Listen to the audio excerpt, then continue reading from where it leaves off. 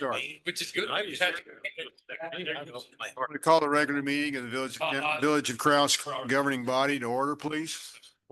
I would like if you would please turn your phones off or put them on vibrate so you don't interrupt or interfere with any of the discussions during the meeting. And once you've done that, please stand and join me for the Pledge of Allegiance. I pledge allegiance to the flag of the United States of America and to the republic for which it stands, one nation, under God, indivisible, with liberty and justice for all.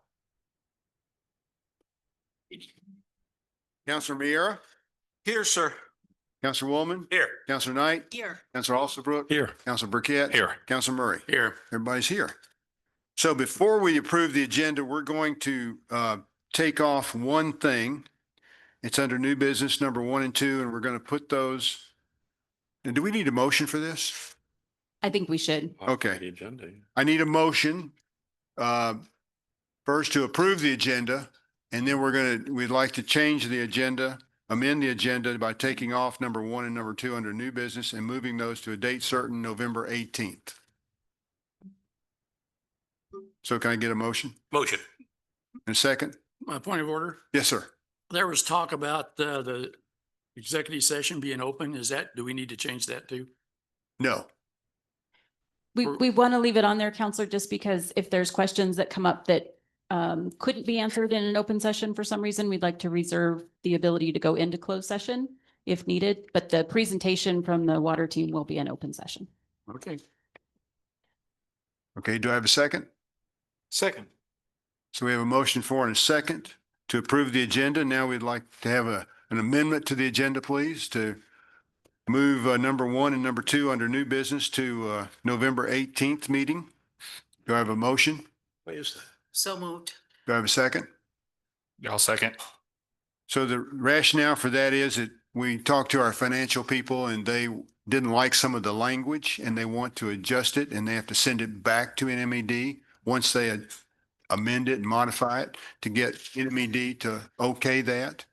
And so we need some time to get that done because then we have to send it up to, We have to publish a notification in the newspaper that we're changing the date for the oh, that's it. Okay. approval. All right.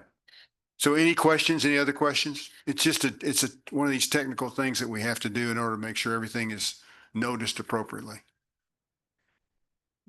Okay. Well, since we're talking about ordinances and resolutions, how do you vote, Councilor Miera? Yes. Councilor Woolman? Aye. Councilor Knight? Aye. Councilor Alsterbrook? Aye. Councilor Burkett? Aye. And Councilor Murray? Aye. Okay, now on the overall approval of the agenda, is there any other amendment? Anybody do you want to pull anything off the consent agenda?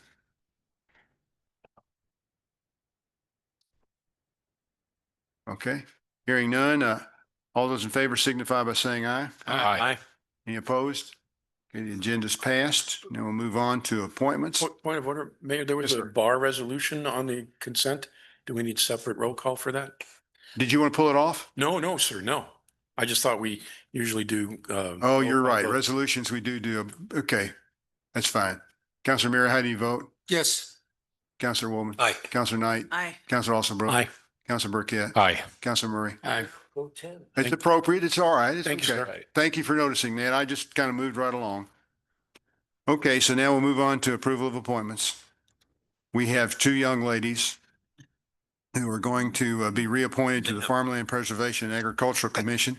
Would you like to approve them separately or together? I'll take a motion either way. I motion to approve them together. Second. In a second. Would you like to have them come and speak to you? Yes, Okay. Which one or both? both. Okay. Since they're both on the same committee, they probably Would share you ideas. guys mind come up together? And they are the co-chairs of the committee. Yes, sir. So what's your end game towards the farmland preservation? I know we've got some properties that are being looked at right now, but how much more property is there that is feasible to put in the farmland preservation?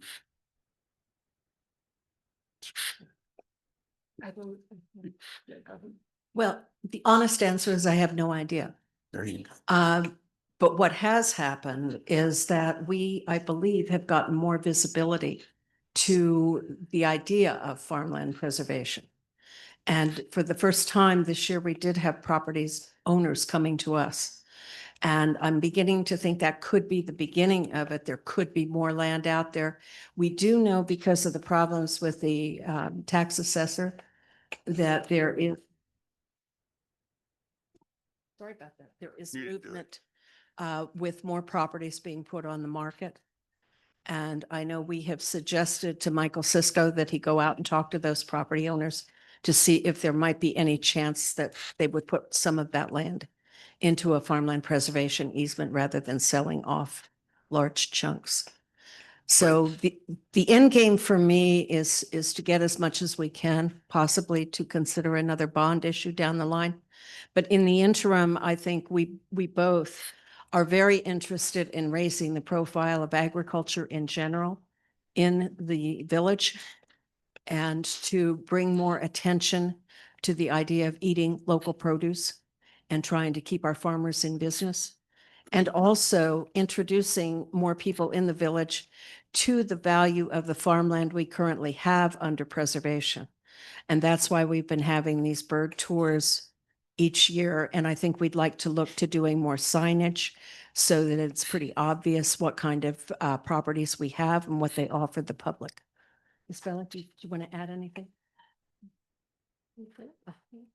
So yeah, I'm interested in the signage too, because I think it's important that we identify these properties and make sure that the public is aware of them. Because there's a lot of traffic comes down Corrales Road. And I would hope that there would be some historical signage and history behind that property as well, Yes. identified. Yeah, we agree. As a matter of fact, one of the things Isabel was just showing me is a draft for an agriculture directory brochure that we're going to propose and try to have funding for, which will include a map of where the farmland is that's currently under preservation easements. Okay, thank you. Thank you, Mayor. Councilor Woolman? Yes, first of all, I want to thank you both for your extensive verbiage on your applications. It was terrific. And I really love the idea of that agricultural directory that you're going to put together, not just for farmland preservation, but for others as well. That we have, and it really ties back into the comprehensive plan and what we're trying to do here. So thank you very much and look forward to your continued service. Thank you very much. Yes. One of the things we're trying to do with that directory is in conjunction with the Farmers Cooperative. We're planning to do 2 different brochures so that we can highlight farmland preservation in one and other things in the other one, but they'll be complementary. And we'll also have those available here at the office and other places in the village. And on the website as well. Councilor Knight? Thank you. Yeah, I just wanted to thank both of you ladies for a wonderful visit during the Harvest Festival and visiting the farms. I've talked it up to my golf buddies and my mahjong buddies, and they were like, I didn't know about the Indigenous Farm Hub. And so I think the word needs to get out a little bit more. And it was a wonderful morning that I spent with you both. So thanks. Thanks for coming. Yes, sir. Mayor, this is for you. Can we use the lodger's tax for their brochures since they're basically looking at advertising for the village?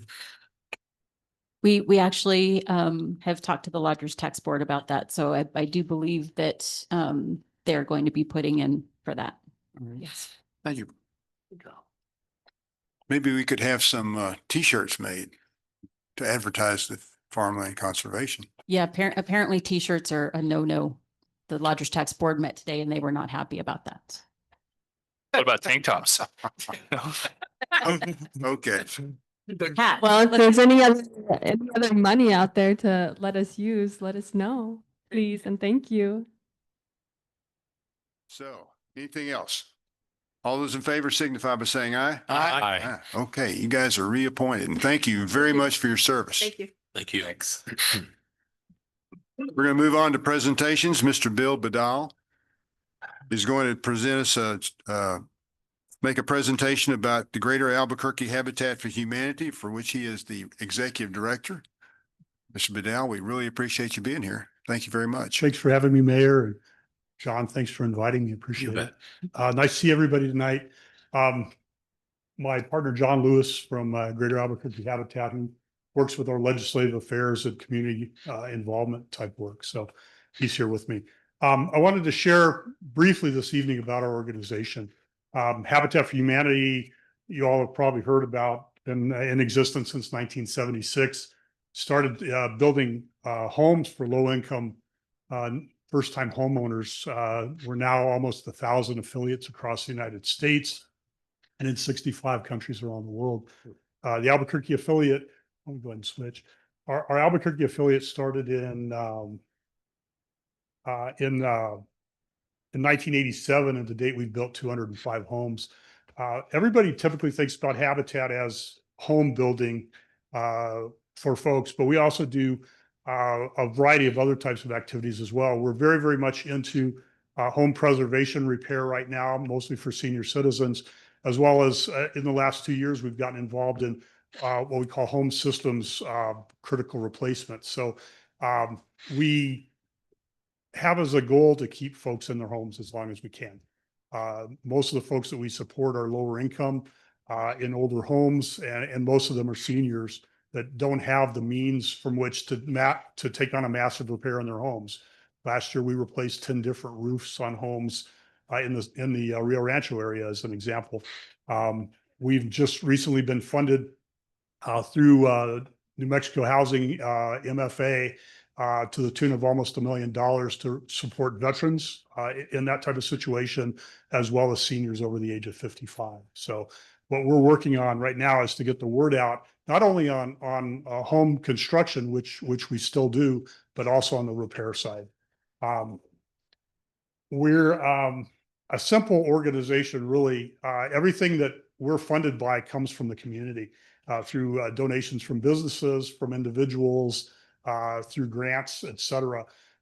We have a retail store on Menaul at 4900 Menaul Northeast, which basically sells donated goods, mostly home store type goods, furniture, appliances, home windows, doors, et cetera. We have a lot of contractors that shop there first before they go and buy from Home Depot or whoever. We also sell a lot of hardware. We basically sell to the tune of about $1.5 million a year through our Restore, which all goes back into supporting our programs. We just, and we'll talk about it here in a little bit, we've just opened a donation center for our Restore up in Rio Rancho on Stephanie Road, just about a block and a half north of Fab 7 Intel. So just right up Meadowlark to Sarah in there. And John was kind enough to be at our grand opening, and that's how we got to know each other. Let's go ahead and flip if we can. Let me talk about homes and our mission here. Our goal is to build affordable homes for folks to basically have as a forever home for their families. Typically, when we build a home, it's 80% volunteer labor, and that's how we keep labor costs down. We have 3 professionals that are my contracting crew, and then basically a group of very long time volunteers, experts that we call our SWAT team, that are our experts. And then everybody else that comes out and volunteers, we don't care if they know how to swing a hammer or not, we'll teach them. But we typically will build 2 to 4 houses a year, mostly on the west side of Albuquerque. We currently are looking at 3 new neighborhoods on the west side that we'll be building on, starting in November, 2 homes, and then we'll go another 18 over the next 3 years. So that's a hugely viable and very important program for us. This is a picture of a house that's under construction that this was about a year ago, and we now have a family of 4 living here, first-time homeowners. So let's go ahead and flip there. Home preservation repair and critical systems repair. Both programs are critically important. We've, over the last 4 years, ramped up to 170 total homes we've been able to impact, and 170 homeowners. On the left side and in the center is our home preservation program, which is all on the outside of the home. Goal there is home repair, access to help folks get in and out of their home safely, as well as cleanup of their property. We do a lot of massive landscape work, a lot of tree trimming and cutting down, and then we do external painting and whatnot. That's all free of charge to the folks that we support. Folks have to be homeowners. They have to show that they've got homeowners insurance, and are under the maximum tip of the HUD medium income scale to be able to qualify. But our goal there is to be able to help folks feel better about their homes and to be definitely much more safe in terms of getting in and out. On the right side, and then we'll flip the switch or flip the next slide, is our critical home systems replacement program. Let's go to the next one if we can. Oh, one more if we can. Critical home systems repair. Basically, we replace at no cost to the homeowner roofs.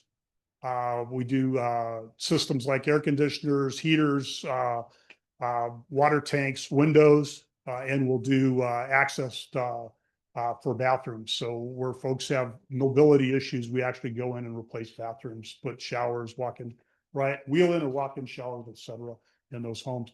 Again, folks qualify, lower income type folks typically, and most of the folks that we work with, their homes are 40 years old or older. So they're not ADA compliant. They basically had no thought when they were constructed to be able to have lower mobility folks living there. So our goal is to help folks through that process. I mentioned the donation center in Rio Rancho up on Stephanie Road. Our engine is donations for resale. So we take furniture, appliances, we take building materials, tools, other types of equipment like that. And our restore on Manal is the #1 rated restore in the country 4 years running from all the metrics that they use. So that's a huge shout out to our metro community for being able to help us, because we're only as good as the product that we take in the door to resell. How to help Habitat in our local efforts. As I mentioned, we're virtually all local self-funding.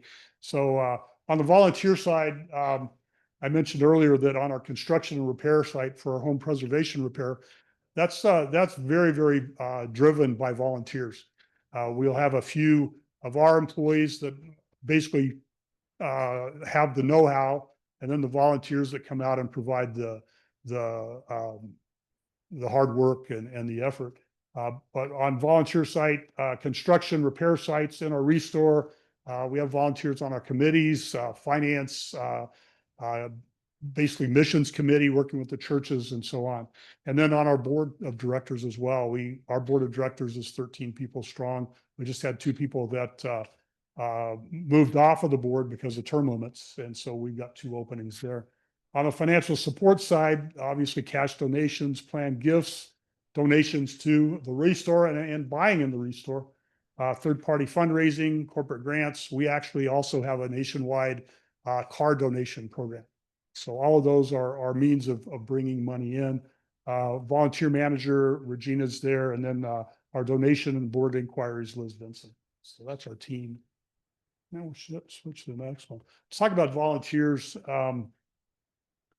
Who can volunteer? We've got about 2,000 people on our volunteer list right now that have done at least one day of work for us over the last 3 years. About 75% of labor on new homes, about 95% of the labor on our home preservation repair efforts are volunteers. Our volunteers play a major role in helping in our restore. We have a lot of teams that come in from high schools, from university, C&M, as well as different business groups. Our construction volunteer shifts, we build 2 to 3 days a week when we're building houses, and those are 6-hour shifts per day. We feed everybody lunch. We teach them how to do the job that they're working on that day. And we have a lot of folks that say, hey, I'm coming back. This was fun. On our home preservation site, those shifts are 4 hours, and typically we work 3 to 4 days a week on home preservation across the valley. So we support all of Bernalillo County, as well as southern Sandoval County, south of Highway 550. And I mentioned the board open. So let's go ahead and go to the last slide if we can. I talked about fundraising through donations. Folks that donate $1,000 or more to us designated for new construction, basically through Mortgage Finance Authority, New Mexico Housing, receive a 50% tax credit on their up to a 50% tax credit on their New Mexico taxes. This has been a huge boon. We took in over $300,000 last year from folks that basically took advantage of this program. So this is very, very important and special for us. Anybody that has any questions on this can call me or call Liz at the office, and we're happy to help fill people in. And I think that's our last slide. So happy to take questions on our programs. Councilor Knight. Thank you for the information. So if you had an appliance, do they come and pick it up or do you have to drop it off at the store? We'll come and pick it up. Okay. You call into 265-0057.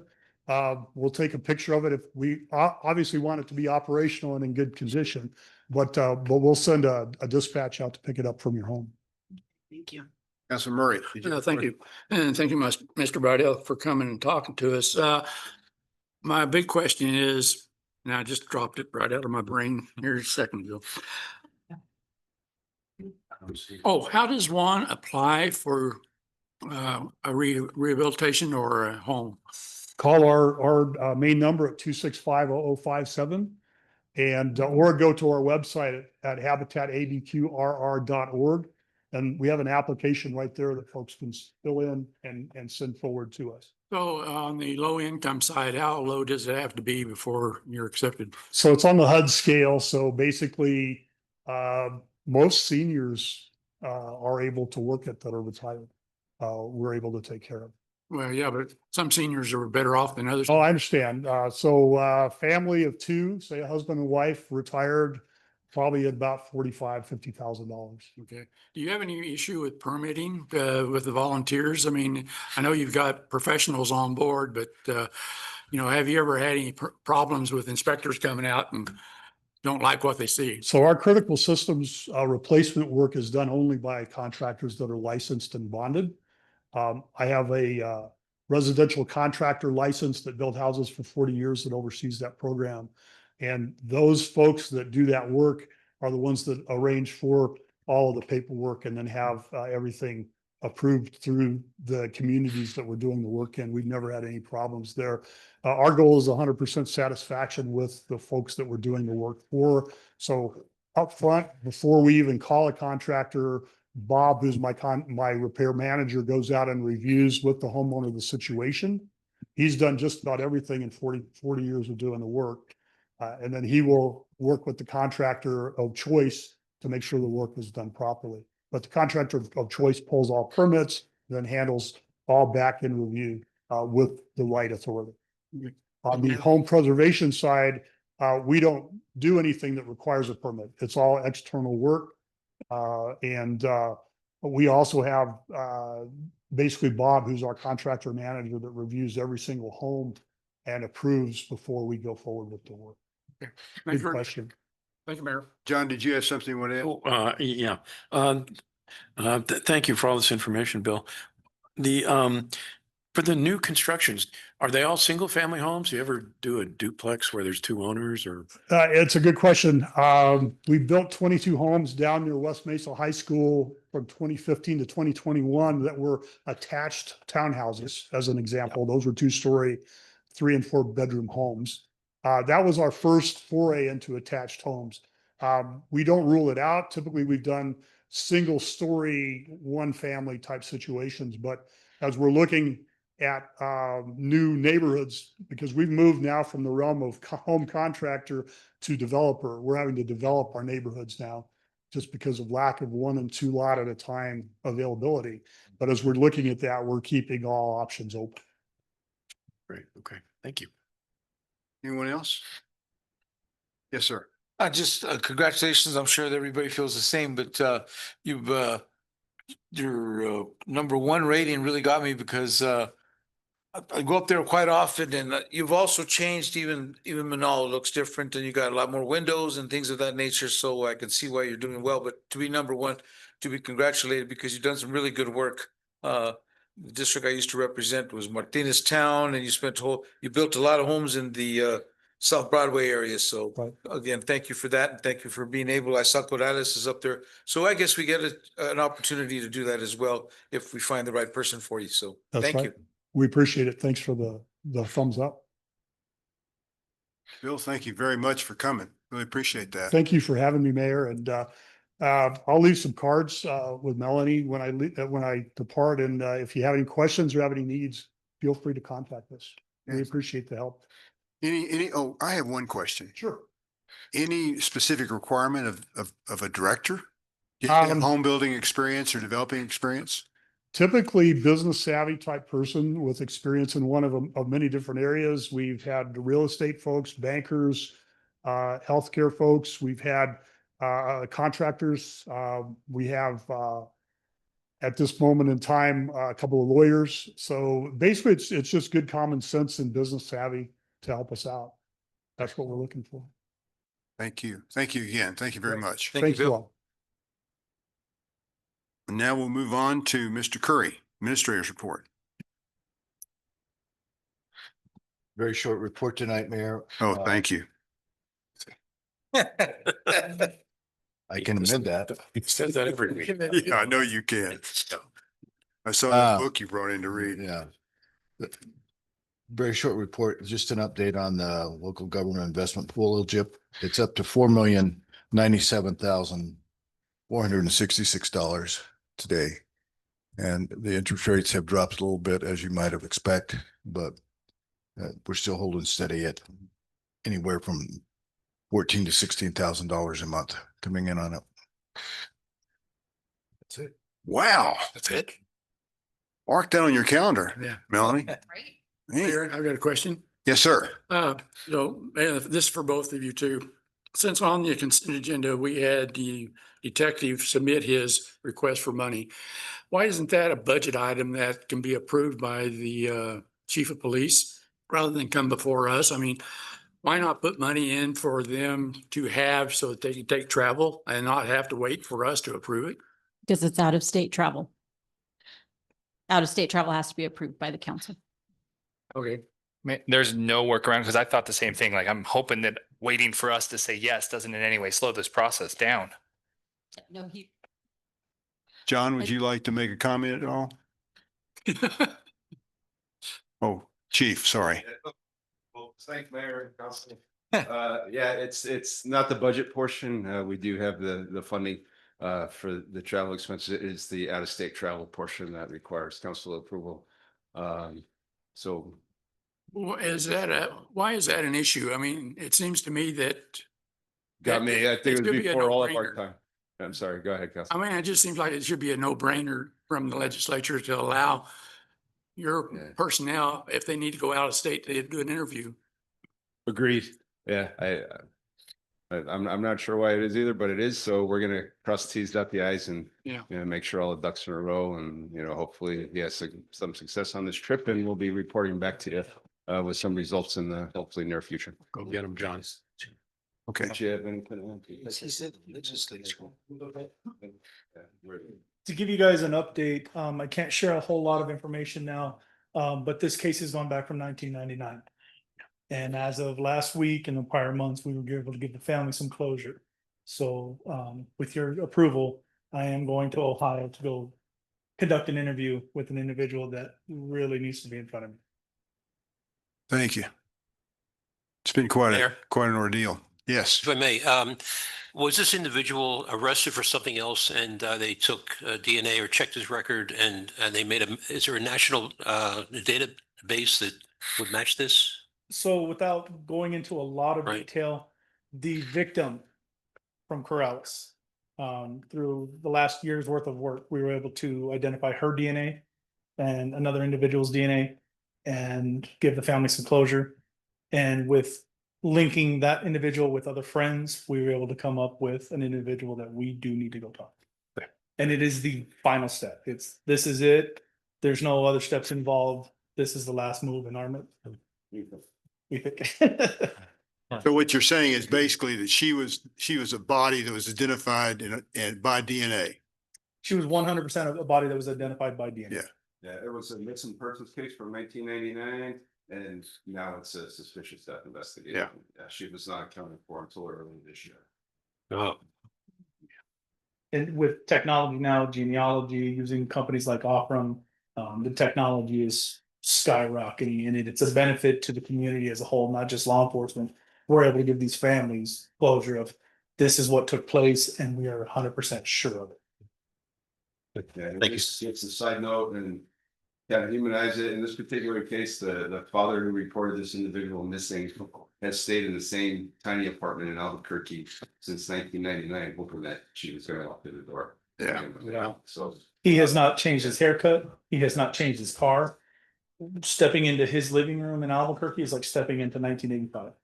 Because he was worried that if he changed anything, his daughter might not be able to find it. Just tying up the loose ends. We appreciate your support. All right, and we'll let you know how it works out. Okay, Thank thank you you. very much. Thank you, John. Thank you, Chief.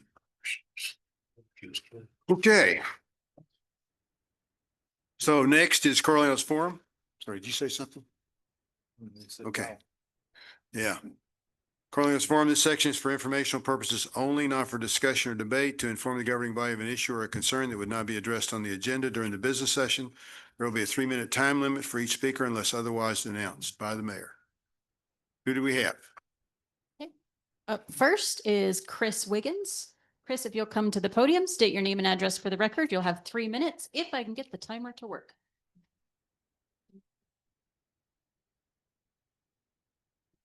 I'm going to time you on my phone, so go ahead. Okay. My name is Chris Wiggins. I'm at PO Box 1310. I live in the Corrales Historic District on Old Church, immediately north and touching the property that's up for clean and lean discussion in the next few weeks. I just wanted to give you a little bit of a perspective on, what we're dealing with, what I'm dealing with that property. Over time, that property has basically been warned about the amount of material that's on the property. Those warnings 2 years ago basically forced all of the material that was on Corrales Road and Old Church to be relocated directly behind my property. So what it looks like from my perspective, it looks like a rattlesnake swallowed a bunny. There's probably about 20 inoperable cars. There's now a person living in a trailer behind there. There's a massive amount of wood. There are piles of tires. Some of them are about 60 deep. And it's just gotten to a point where our major concern for the neighborhood is the fire. Yeah. And I'm sure everybody has heard of this or is aware of this, and I just wanted to reiterate that. I know that the staff, the village staff has done an amazing job, and I'm very, very appreciative for Lori's contributions and everybody's. It's been really wonderful. But the fire freaks us out. Yes. The other thing that's a concern is now, I think, sanitation, because we've known that there are people living on that property, but now it's just become a little bit more obvious. And the fact that, you go outside your back door and then there's someone who walks out of a trailer in the morning, it's just very odd. And, there's no electricity, no plumbing, no heating. So, and then finally, I think it's overall just a safety concern, not only for the neighborhood, but also for the homeowner. The homeowner I've actually got along with the homeowner for a long time. I've actually helped him out. He is aging, and I think he's at a point now where, something could go seriously wrong and somebody else could get really hurt. And I don't want to see that either. So I think that summarizes just where I am. And if there's any questions, I'm happy to answer. In the next 2 weeks, I may not be able to join the meeting due to a personal issue, but I'm always available for any questions or to reach out or anything. So thank you for your time. Thank you. Thank you. Okay. Yeah, Okay, up thanks next a lot. is Barbara Bayer. Barbara, if you'll come to the podium, state your name and address for the record. I think we have the timer working. Mayor, Council, my name is Barbara Bayer. I live at 91 Ida Court. October is an important month for Corrales and for Karma. In October 2000, 2 other village residents and I began taking animals in under newly formed rescue group that we named Karma.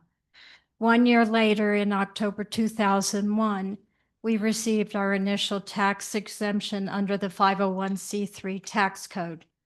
In the 25 ensuing years, we've taken in almost 5,300 animals, Most were initially Corrales animals. In those distant years, calling Corrales an animal-friendly village did not apply to companion animals. The only recourse for strays and surrendered animals was a contract with Albuquerque to euthanize all animals that were sent there from Corrales. There was little effort to adopt or transfer rescue animals to rescue groups. Indeed, many of the animal control officers we had at that time had little concern for the animals in their care. The transformation for Corrales came really when Councilor Alsobrook introduced and the council passed ordinances making Corrales the first no-kill community in the state, and a subsequent ordinance preventing chaining of dogs. Much has happened since then. The village has moved forward to improve the housing of dogs, and a renovation is upcoming for cats. This is thanks to Councilor Waldman, Sandoval County Commissioner Kathy Brook, and the Village Council. Since 2018, Karma has operated a pet food bank, which now serves about 200 families a month and helps keep their animals in their homes. We have animal services officers who go the extra mile. An example is a cat we have named Poe, who was found as a stray and adopted by animal services to a local family. When he was seen by the veterinarian, the family was told Poe had mouth cancer and they returned him to animal services, asking them to euthanize him. The animal services officers told them that as long as he was healthy and not in pain, he would not be euthanized. I was called to see if we could provide hospice services, and of course, I agreed to do so. I took Poe for a second opinion, and it was determined the hole in his mouth was from a dental abscess, no cancer. He's alive today because our animal services officers take seriously the no-kill ordinance. And by the way, he was adopted this morning. There is much more I could say, and many times I have been the harshest critic, but we have made amazing strides in our care of companion animals. And while nothing is perfect, I feel strongly we now can legitimately call ourselves an animal-friendly village. Thank you, Barbara.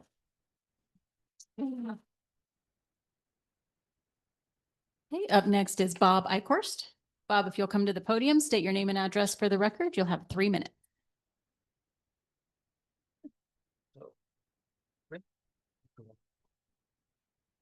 Okay, Bob Eichhorst, live in Corrales. I've heard mention from the council and from members of the audience, they want to lower the speed limit. Lowering the speed limit is not going to stop the car accidents, because our accidents aren't from people obeying the speed limit.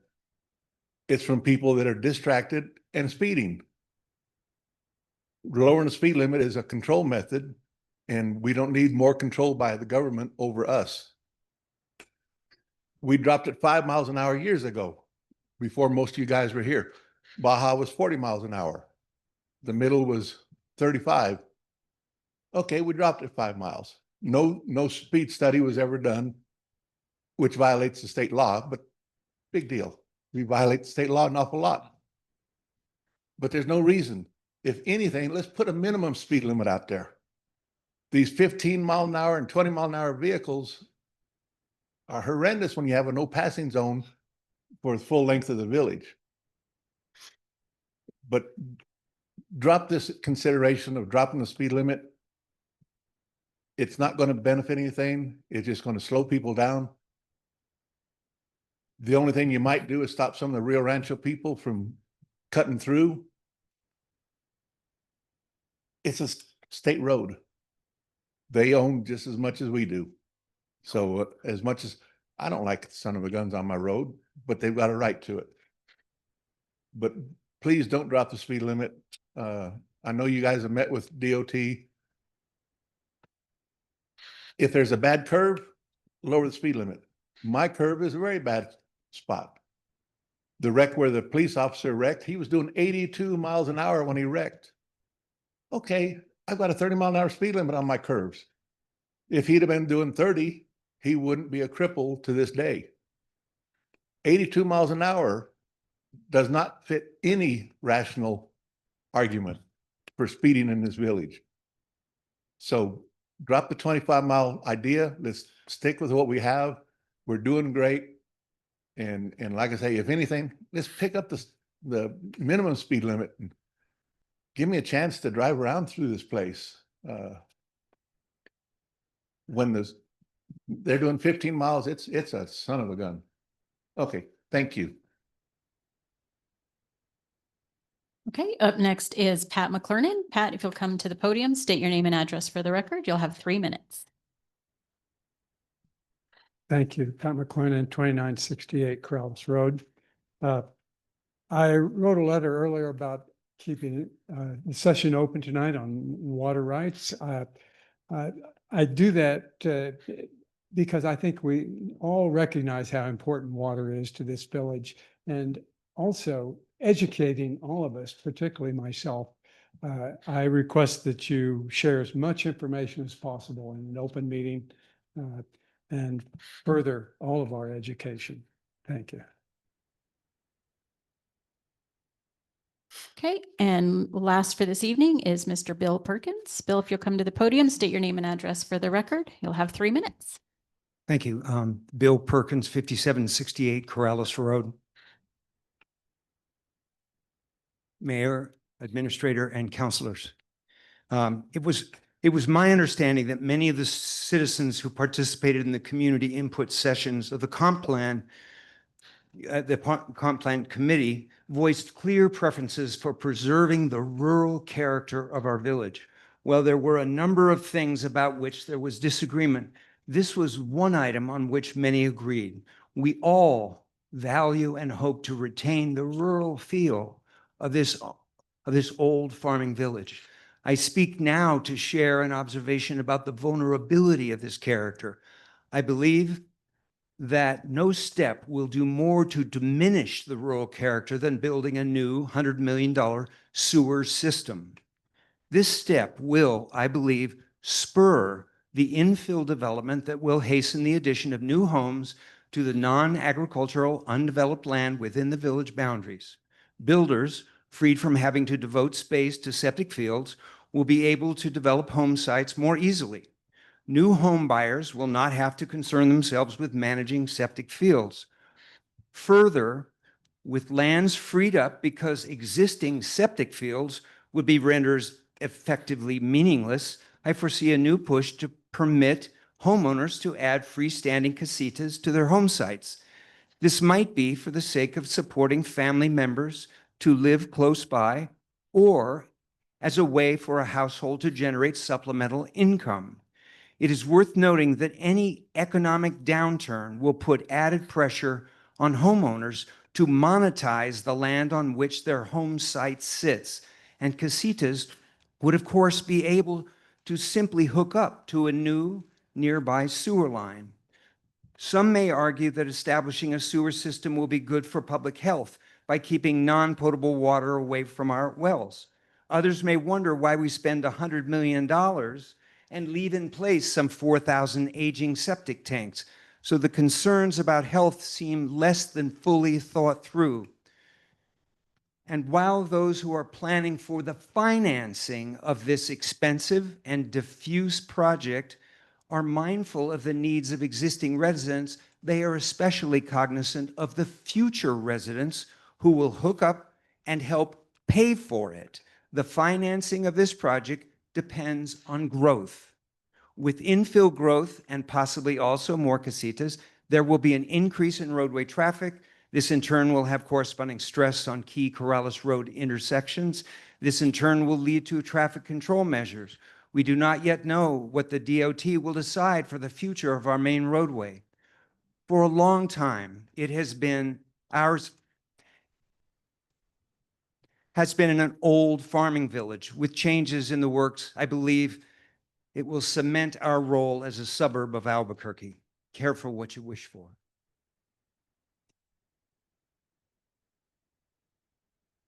Is that it? That's it. So now we'll move on to Councilors Forum.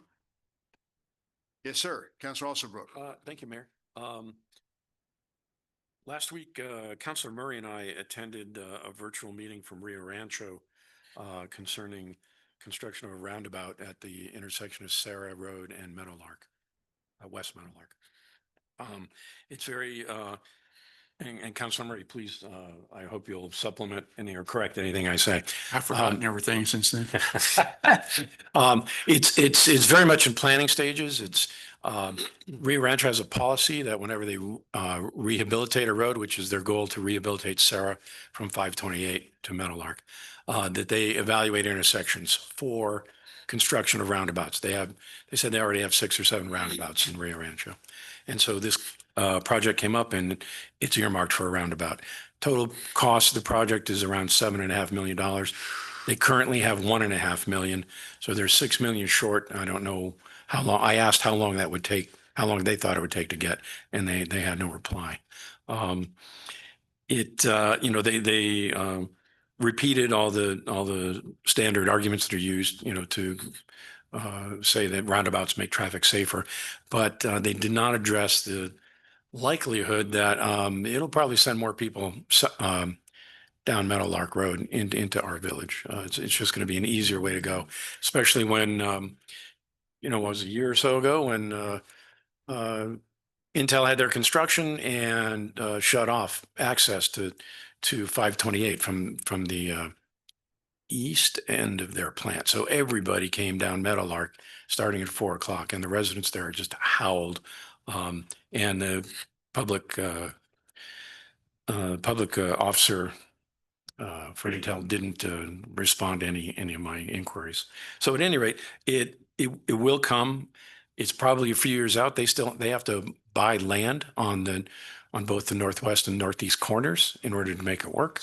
So they have to figure, and part of that's an HOA, and nobody knows really who the owner is of that corner.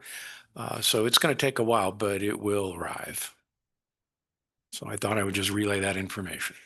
Did you want to say something, Councilman? Well, I think I'll just reiterate that this is going to rehabilitate all of Sarah from 528 to Meadowlark.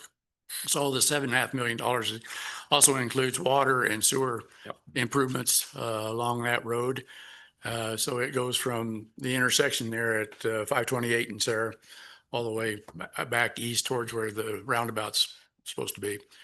I agree with Councilor Alsobrook that the usual arguments was there.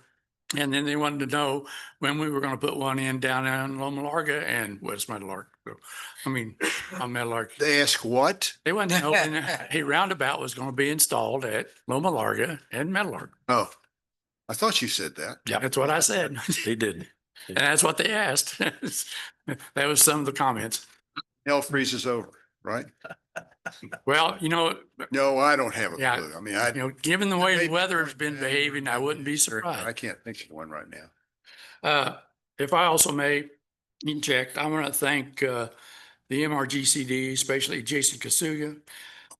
We had an issue with the Cabazon Bosque entrance being blocked by a resident, and they got that resolved. And I think the village also has documentation with easements as well. But I want to thank the MRGCD for getting that resolved because it was an imposition to our residents who live on Cabazon, especially our horse people, our equestrians. It's back open and it's for use. And I think, they just give a big round of thanks. Yeah. Councilor Woolman. Yes, a couple things. Thank you, Mayor. An excellent community input meeting was held on October 4th on restoring Saucy Park, with several residents participating. Once and don't once were tabulated, and follow-up meetings will be held before final submission to the National Park Service. Please watch for notices of these meetings and try to attend. This is open to everyone in the community. Or if you have them, please submit comments to a newly established Gmail at saucyparkcomments@gmail.com. Secondly, I just want to take note of an article in this morning's Albuquerque Journal regarding the progress on the COVID-19 memorial spearheaded by one of my constituents, Eleanor Bravo. She has come before this council twice to discuss this project. The memorial has received $950,000 from the state and will be built on state trust land in Mesa del Sol. This council was one of the first in the state to pass a resolution in support of support of this project. The groundbreaking is scheduled for November 1st at Mesa del Sol. Thank you, Mayor. Councilor Mier. Thank you, Mayor. Just wanted to take note to say thank you to Skafka for coming through. I made him a quick call and we had a artist with the paint up and down the canal. Not a very good artist, just spray painting. Oh, one of those kind of artists. One of those kind of artists. Yeah, well, they call themselves art. And but that being said, I just want to thank them because they came through right away and they painted all the way down from far up in 528 all the way on down. So thank you very much. You gave me the number but they came through right away and I want to tell them thank you very much. Which I already did send them a thank you letter. Good, thank you. All right, very good. Any other comments? Any other? Okay. So now we'll move on. I have one Oh, you, question. go ahead, Is Councilor Knight. Lori available? Lori? Lori, where's Lori? She's at a, She's on the Zoom. She's at a conference, Okay. so she's in Red River. I'm not sure. Lori, I'm are you here. able to? I'm here. I was having unmute? trouble unmuting. Did you have a question? She's unmuted. We just can't hear you. Oh, no. Uh-oh. Okay, I don't know what to do. She's trying. You can hear it a little. How about now? You're very, very. very wait, faint, I think. Let me try one more thing. Hang on. Try again, Lori. Okay, can you hear me now? There you go. Found it. Excellent. Thank you. Hey, Lori, I was just wondering about any more pertinent information about the clean and lean that we will be discussing in 2 weeks. The two Corrales police officers and myself were allowed to walk the property. We were given permission and they had their body cams on, so I'm going to share some of that footage.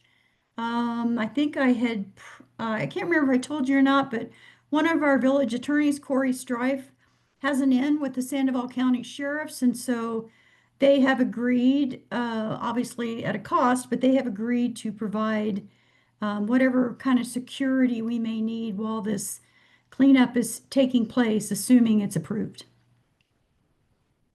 Okay, thank you. You're welcome. Okay, anybody else? All right. So now we'll move on to our next presentation. Oh, wait, Ron's gonna, go ahead, Mike, you can come on up. Ron, go ahead. Okay, sure. So we have all of our team members for the water rights issue with us, including John Stomp, who is on Zoom.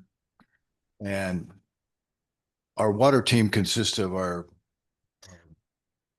attorney, Randy Audio, and his firm. Ken is here tonight. Our water team consists of Mike Hammond, Carol Cristiano, Brittany Gom, and like I said, John Stomp. What I'm going to do is just give a brief introduction to Mike and then let him take it from there. Each one of the team members will give you a little bit of their background to you. And then they'll go through an agenda that updates all of us on where they're at on going through various documents that we have to have for the state engineer one way or another.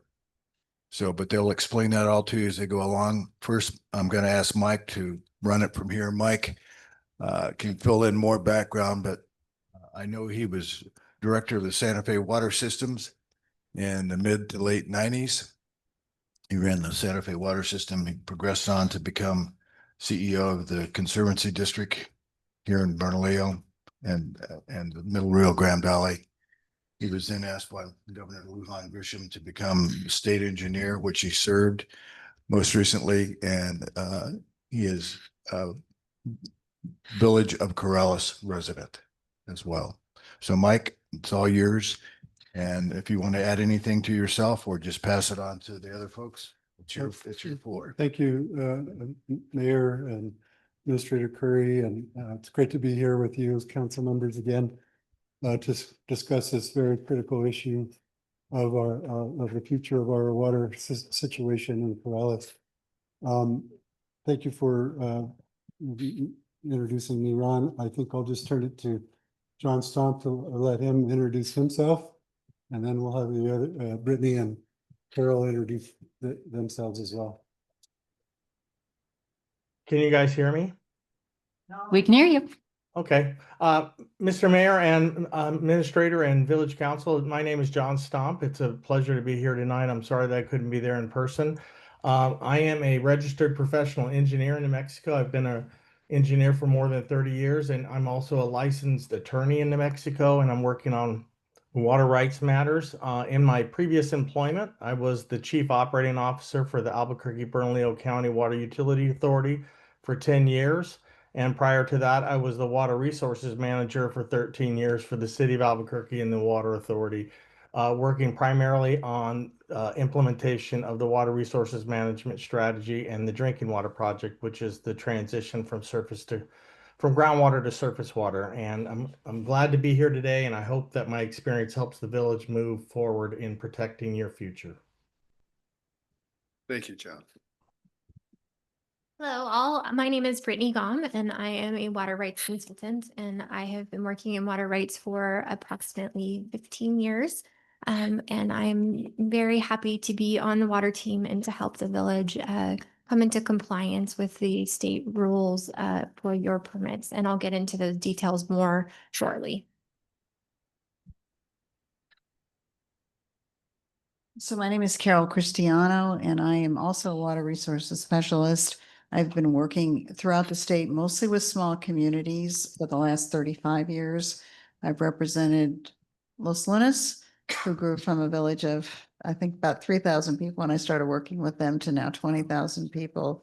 I work with Tijeras, with Belen, and also with the town of Bernalillo. Those have been my primary clients. So I think Mike asked me to be involved in this project because of my experience with small municipalities and their water rights management. Glad to be here tonight. Thank you. Thank you, guys. I am honored to be on as part of the team here that we put together to have the best people that I know of work on Corrales' water situation. My general role has been as water advisor to. Excuse me, Mike, can you pick up the mic and speak into it? You can take it off the stand. Take it off. Okay. Take it up. Like a lounge singer. Yeah, my general role has been water advisor to this administration. I helped Ron and the mayor assemble this team with a very focused goal in mind. And what I will do is give you just kind of a broad overview of the water rights situation in the Middle Rio Grande first. Then we'll drill into Corrales in much detail. I'll just also remind folks that Tessa Davidson and myself did a kind of a 200 level course in water right issues that's still available on the village website. If anybody wants to get a lot more detailed information, I would encourage folks to look at that. But the Middle Rio Grande is administered by two major processes. One is the Rio Grande Compact, which was agreed to and signed into law and administered by the three states of Colorado, New Mexico, and Texas in 1938. Prior to that, territorial law on water administration was established in 1907. And from that point forward, the territorial engineer at that time administered all surface right permitting. Prior to that, they call it pre-1907 water rights, and they were grandfathered in as existing water uses for beneficial use is the criteria of what establishes a water right for a particular user. Then the highest hierarchy of water rights in the Middle Rio Grande is what they call the 6 Middle Rio Grande Pueblos prior and paramount rights. And that applies to The lands that were identified at that time was roughly just a little bit under 10,000 acres. That is the prior and paramount water of the Pueblos. They also have what they call newly reclaimed rights that is very similar and on par with what the Middle Rio Grande Conservancy District established when it came into being in 100 years ago now in 1925. The reclaimed water rights. So what happened in the early years of the Middle Rio Grande, because of development in Colorado, lots of issues with livestock grazing and degradation of the watersheds, the Rio became a wide swamp below the Cochiti Canyon. This was prior to any dams being built on the Rio Grande or the Chama. So there was huge floods and there was lots of sedimentation that was occurring, and that created a swamp environment. And so, and then a series of other things happened, the Depression and World War I and various things like that. There was a lot of water rights that kind of went out of existence because of the swampy, poor drainage that was occurring. So they established the Middle Rio Grande Conservancy District to redevelop, and they put in drains. A lot of them are in Corrales, and they put in canals, newer canals to convey water more efficiently, and 4 diversion dams. And they had one at the Cochiti Canyon before Cochiti Dam was built. The dam was built on later and became the diversion for the upper end. But as that occurred, a reclaimed right came into being, which is the MRGCD water right. And that's tied together with the newly reclaimed rights of the Middle Rio Grande Pueblos. And that applies to about 11,000 acres of future development possibilities. And they've developed somewhere around 3,000 plus of those acres in addition to the 10,000 that have the prior and paramount water. Then the next water right is what they call the pre-compact groundwater rights. And there wasn't a whole lot of drilling technology available prior to 1938, but some people did drill wells and established a really solid groundwater right. Then, as a result of the compact, there was concern by the state engineer that, and the drought of the 50s, a lot of people started drilling wells, and they were unpermitted wells at the time. So the state engineer essentially closed the basin to groundwater drilling because of concerns of the interconnection between surface water and groundwater, and the state would not be able to honor its compact delivery obligations down to Elephant Butte. So they they closed the basin in 1956. But between 1938 and 1956, several wells were drilled, and they're called pre-basin water rights. And those have a certain priority. They're in the priority of water rights systems, the prior and paramount's number 1, pre-1907 is number 2. The newly reclaimed rights are on equal footing with groundwater rights that were 1938 and up to the pre-basin water rights. Then after they closed that, every groundwater right, including domestic wells and everything else, required a permit from the state engineer's office. So the compact, the state engineer permitting process, the Interstate Stream Commission, they all regulate the Rio Grande. And when I was state engineer, I was an administrator. I wasn't a legal professional because that's the job of an attorney. So I ran the agency and I administered water rights as per statutory responsibilities. The other thing that provides water rights for domestic use is the Constitution itself. The New Mexico Constitution allows for an individual property owner to have a domestic well. Now, the domestic well cannot be transferred. It can be improved, and it can be used indefinitely while that property's in action. But once that well is no longer available for production for whatever reason, it can never, it's not a property right of the property owner like the pre-1907 water rights is. That's a fungible water right that can be transferred. And and there's a whole administrative process that we can get into in infinitum at some point in the future about how that all fits together. But I just wanted to spell that out in terms of how everything fits together with Corrales. And Brittany's going to go through the exact situation with the village in her presentation. And I believe we're going to do that first, or we're going to have John do the 40-year water plan. Okay, that sounds great. So one of the things in the municipal setting, and Corrales is a municipality, every municipality and universities and I think certain hospitals, land grant universities, hospitals, they're allowed by statute to reserve water rights for future use. Nobody else can do that except settled water rights with Native American communities. They can have a water right for future use. But municipalities are in that same boat. But one of the things that has to be done in a regulatory context is the municipalities have to demonstrate need.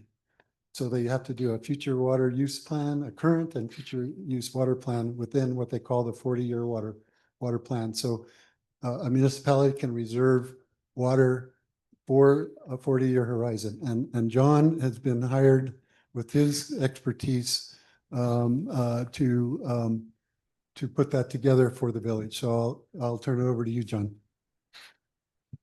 Thanks, Mike. As Mike was stating, the state law does allow for protection of municipal interests to protect their water rights. And this is contrary to other water rights in New Mexico, where you could be subject to forfeiture and abandonment when you don't use your water rights. Sort of the use it or lose it principle does apply to water rights in New Mexico, but municipalities are allowed to hold unused water rights for a 40-year water planning horizon to protect their reasonable needs. And the key to that is to actually have a 40-year water development plan with the state engineer's office that's been reviewed and approved and follows all the regulatory compliance. The Village of Corrales does not have an approved water development plan with the state engineer's office, although there was an attempt to put one together back in 2004. That 2004 plan was, for some reason, was not submitted to the state engineer and wasn't approved. So right now, the village's water rights, they need to be protected, and we'll be working on a 40-year water development plan for the village. And the first step in that process is to identify what are the water rights held by the village, and are those water rights in compliance. And Brittany's going to talk in great detail about the water rights that are held by the village and the compliance issues related to that. The next step is going to be to identify all the places and purpose of use of those water rights, and Brittany's done a great job and she'll be able to talk about that. But in terms of projecting your future needs, that's going to be one of the issues. What is the reasonable needs of the future for the 40 years for the Village of Corrales?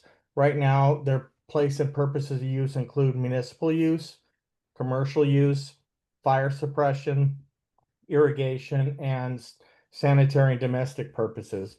So those are likely going to be the same purposes that are going to be provided in the future, along with agricultural needs, which is going to be potentially a new concept for the state engineer's office in terms of the ability for a municipality to hold agricultural water rights. And that's something that we're working on, as one of the speakers spoke about earlier, about maintaining the rural communities. The village is very interested in protecting agricultural interests within the village.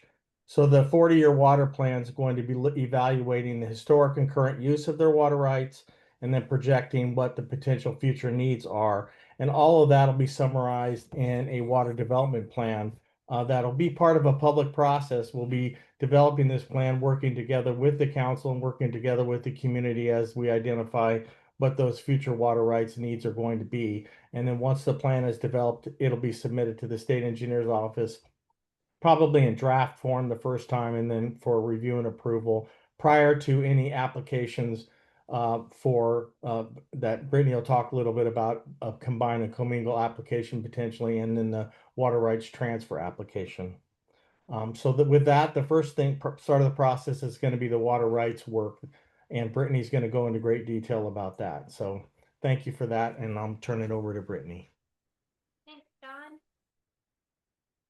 So I want to preface my presentation tonight with a little warning.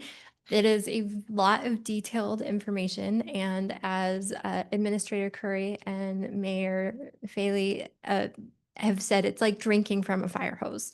So I want to let you know that if it's confusing tonight, that's to be expected. And if you have questions later, please don't hesitate to reach out to me. I'm happy to answer your questions at any point. If you ruminate on the information I'm providing and you come up with a question, you know, a week, a month, 2 months down the road, please let me know and I'll do my best to answer your questions. Melanie, would you please get the PowerPoint up?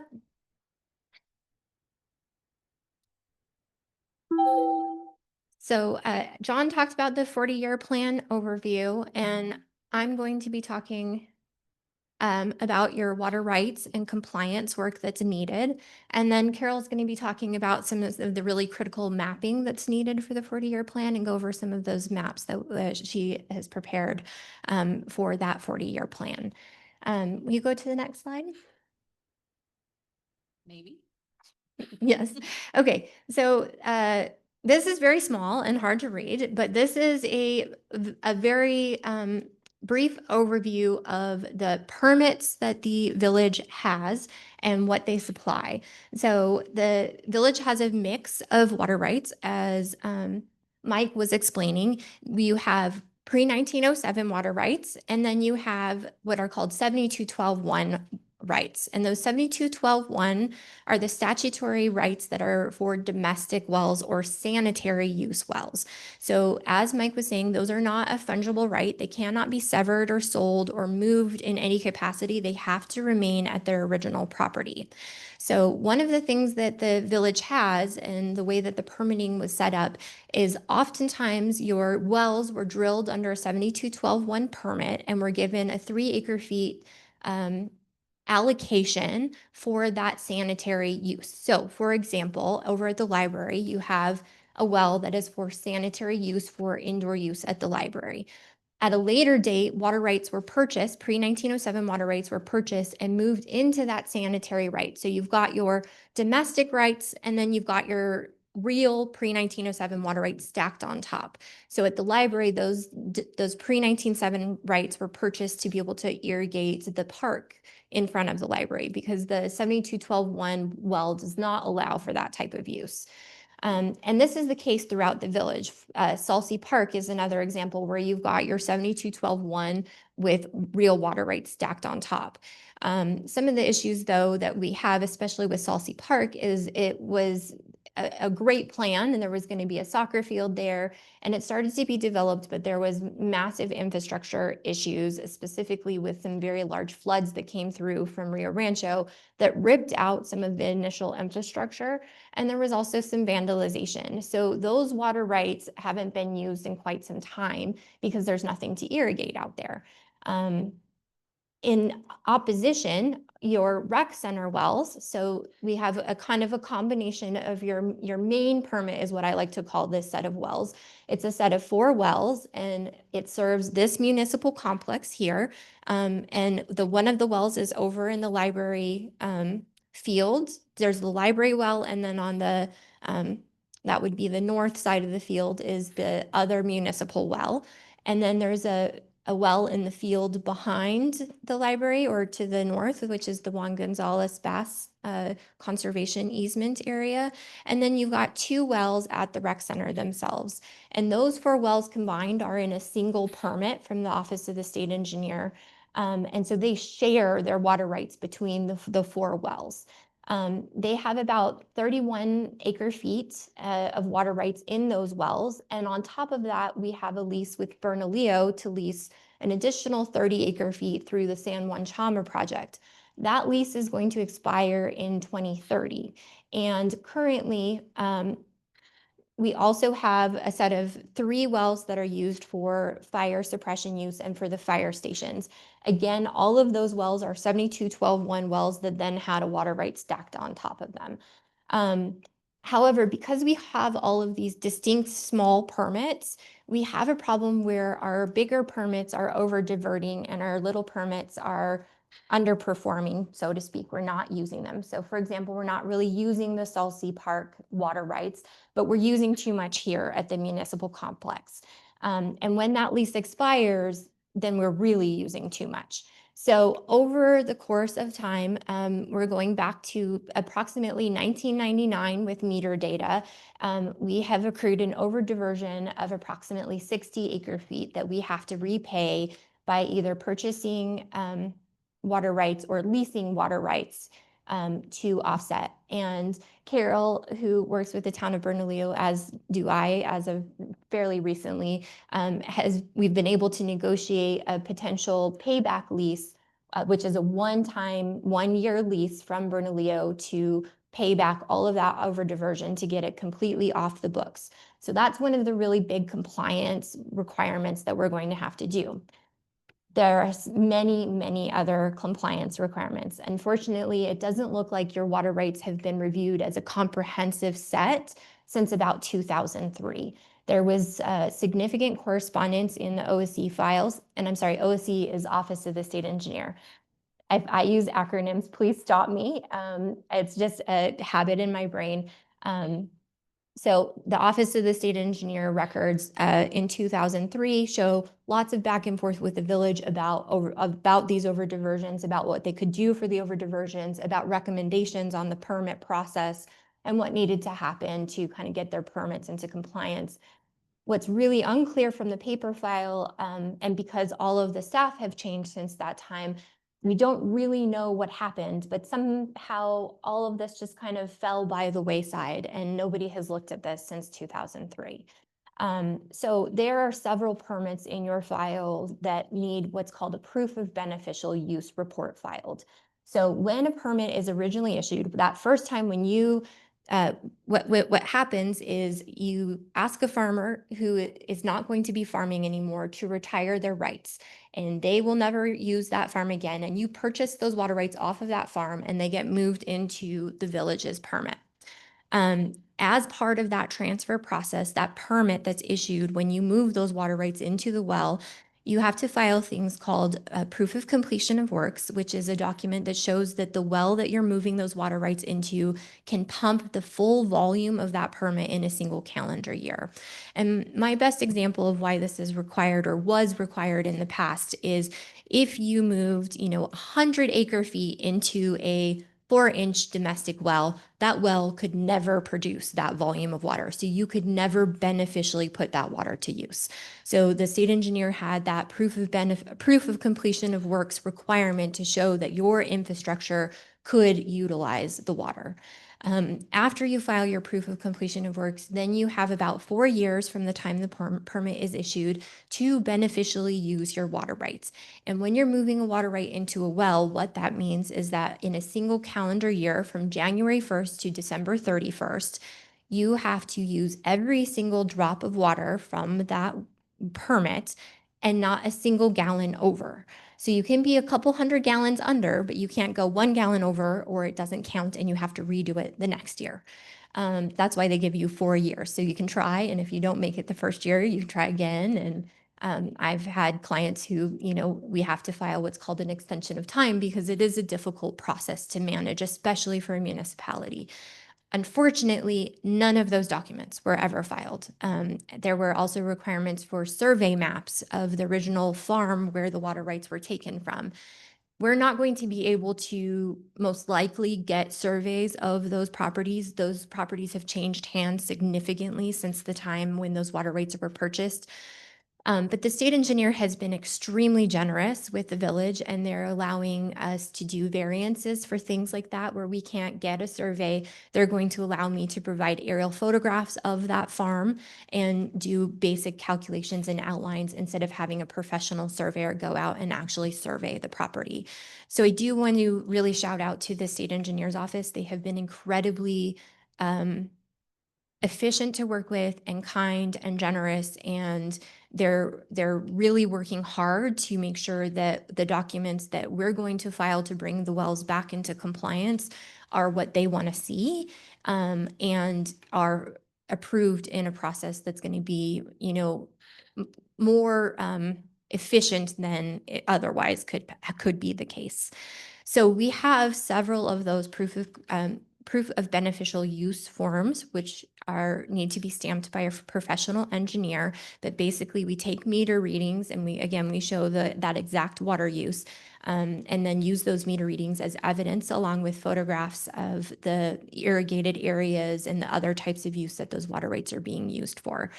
So for example, the municipal complex, we would take some photographs of inside the buildings and the water use that's happening inside the buildings to supply along with that metered data for the proof of beneficial use. So one of the issues that comes up is when you don't file your documents within that timeline that was originally set by the state engineer's office, you have to file what's called an extension of time. And extensions of time are approved in 3-year increments. And most of our files were non-compliant from the early or late 90s. So we had to file many of these extensions of time, and there are penalty fees associated with not filing them in a timely manner. So if our deadline had been in 1999 and in 1998 we decided, oh no, we can't do this, we need another year, and we filed the extension then, there would not have been penalty fees. But because we're filing them in 2025, there are penalty fees associated with those extensions of time. So those are the pieces that we're having to do for each individual water right file within the village's portfolio of water rights. And in order to keep these problems from continuing to happen, especially the over diversion issues, we're recommending that we file what's called a combine and commingle permit. And what this means is that we will say that we want one permit that will cover all of the wells. And I'm using all a little generously. Some of the 72-12-1 wells we're not going to include, like the old bank and the old church, both have 72-12-1 wells. Those don't have real water rights. They don't need to be in the comprehensive permit. So we'll leave those outside of the comprehensive permit. But anything that has pre-1907 water rights will be pulled into the comprehensive permit. And what the benefit of that is that you then have all of your acre feet that can be used in any combination from any of the wells. So, you know, right now the fire wells are over diverting almost every year, but we're a little bit under diverting in some of the rec use. So when you combine it together, then the uses even out over the use from all of the wells, if that makes sense. The other thing that I did for my analysis is I reviewed every parcel of property that is owned by the Village of Corrales to see if there were potential pre-1907 water rights that were on those properties and needed to be folded into our permit portfolio. Many of those properties are either in the right-of-way or they are the right-of-way. A lot of your parcels are the road itself. Anything that has been built over is automatically deemed abandoned by the state engineer's office. So even if it had been irrigated at one point in time, it is not a valid water right anymore. The other thing that I was coming across is we own some very tiny parcels, like less than 0.1 acres. That is not worth trying to declare the water rights on them, because it is a very long and expensive process to declare that, and you would get almost no benefit at the end. You'd have to do the declaration, and then we would have to move them into our permit, which would be a probably 4-year process to even for these teeny pieces of water rights that wouldn't really provide a large benefit to the village. So I only came across one parcel that had real water rights that we needed to get into our portfolio, and that is the second lot on the Juan Gonzalez Bass subdivision. So we have filed changes of ownership forms for those. Additionally, the old bank and the old church were in old ownership names, and so we filed change of ownership forms to bring those water rights into the village's name as well. And I just want to be very clear. Again, this is all very complex. It's a lot of moving parts. This is going to take a while to clean up. The comprehensive, we have, before we file that comprehensive combine and commingle permit, we have to file all of our compliance documents first. So all of the extensions of time, all of the proof of beneficial use reports, and all of the variances for the surveys have to be filed and approved before the state engineer will accept a new application from the village. Once we file the combine and commingle permit, that process is about a year long before we will get approval. So we're looking at probably a year and a half before we even have our baseline water rights cleaned up. And this is critical to do this for the village. No matter what future processes you decide to have, no matter if you decide to purchase water rights in the future or, you know, do a water system or a wastewater system, none of that really matters to this process. This process is simply about getting into legal compliance with your current portfolio. Take a breath. Councilor Knight. Yes, so the penalties are $25 per year per document per water right. So approximately the extension of time, penalties and fees themselves for those extension of time documents were, correct me if I'm wrong, but I think it was $2,100 approximately. And then there will be some fees for filing the proof of beneficial use reports as well. So it's 2,100 for all of the wells. Wow, I thought it was gonna be a lot more. Okay, Yeah, great. yeah, no, thankfully, groundwater rights are significantly cheaper on the penalty scale than surface water rights. And we didn't have any missing extensions of time for your surface water rights at the Juan Gonzalez properties. So we did luck out in that. It would have been 3 times as much for the surface water penalties. Councilor Alstenbrook. Thank you, Mayor.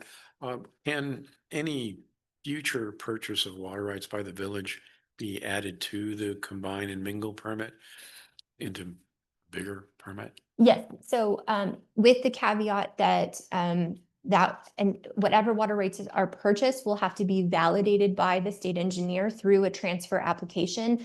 And again, that is an application that you file. So once we have that comprehensive permit in place, we will have a reassigned well number for all of our wells. So right now we have about 12 or 13 permit numbers. When we get our new comprehensive permit, we will have a single permit and then 11 different pods within that permit or points of diversion. Thank you. Good. She knows how bad I am at that. Brittany, Using can you just jargon. repeat that for the people on Zoom because they can't hear Carol? Yes, a pod is a point of diversion. So each well is a point of diversion for your water right. And that is just one of the 6 characteristics of a water right. It's part of what defines a water right. So once we have that, then we can file an application to move any other water rights into that combined permit. The OSC will do their analysis and validation, and then we will get an increased diversion based on however many more water rights we move into the system. So currently the combine and commingle permit that I'm proposing is about 45 acre feet. And we need about 60 to round out our current uses without over diverting. And we can keep that to the current number of pods? Yeah. Councilor Wolf. Yes, And you could add new pods at the same time. So if you moved a water right into your comprehensive permit and you said, we want to move this in, but we need a new fire well over here. You can add a new point of diversion to the comprehensive permit at the same time that you're adding water rights in, or you can do them separately. It's a long process for each time you change something about your permit. thank you, Mayor. We have heard over the years that we are borrowing or leasing water rights from Bernalillo. Yes. First of all, are we leasing from Bernalillo? Yes. Is that what we're doing? You're leasing 30 acre feet from Bernalillo every year from 2020 until 2030. So talking about 300 acre feet? Yes, total, but it's on a yearly accounting basis. And so one of my, the things that I'm working with the state engineer on is we haven't used our full lease in the last 5 years. And so right now, the lease is only for the rec center wells that can't be used out of any of the other wells. And so for the over diversions on the rec center wells that were historic, most of those over diversions for the rec center permits, which includes the municipality complex, were in the early 2000s. And so I have requested from the state engineer that they will allow us to use the difference of what we haven't used in our lease to pay back that portion of our over diversion. It's unclear if they're going to allow that yet or not. But in any event, what has spurred this discussion is the potential for the village to buy 230 acre feet of water. If we have to give back to the town of Bernalillo our water rights, what would that amount to out of the 230 acre feet that we're purchasing? In other words, you said to pay back Bernalillo for what we've been leasing. So, sorry, that's money, not water. Okay. So yeah, so we pay Bernalillo a monetary value every year for the lease of the use of the water rights that they would have under their portfolio normally. So Bernalillo can't use those water rights when we're using them. But when the lease ends, those water rights go back to Bernalillo. And in terms of the over diversion payback plan, we would lease an additional portion of Bernalillo's portfolio on a 1-year basis to eradicate our over diversion. So we're paying on an annual basis to the town of Bernalillo Yes, for the water rights. that's correct. So I just want to be clear, it would not be subtracted then. No water rights would be subtracted from the potential 230 acre feet that we're purchasing because we're paying them No, in dollars rather than in water rights. correct. Got it. Okay, good. Thank you. Councilor Muir. Thank you, Mr. Mayor. Couple of quick questions, I hope. The first one, farmland preservation properties, do they play a role in this? If they have water rights, that we could take advantage, maybe like we're taking advantage of Bernalillo, that was probably a bad example, but can we utilize farmland preservation water rights? So if a property is under a conservation easement, the water rights are tied to that property and cannot be severed and moved off of that property. They have to remain as irrigation. However, a portion of your Juan Vasconcelos rights are under a conservation easement and a portion are not. And so the portion that are not under the conservation, we could sever those water rights from their irrigation and move them into the town permit if we wanted or needed to do so. Okay, thank you. I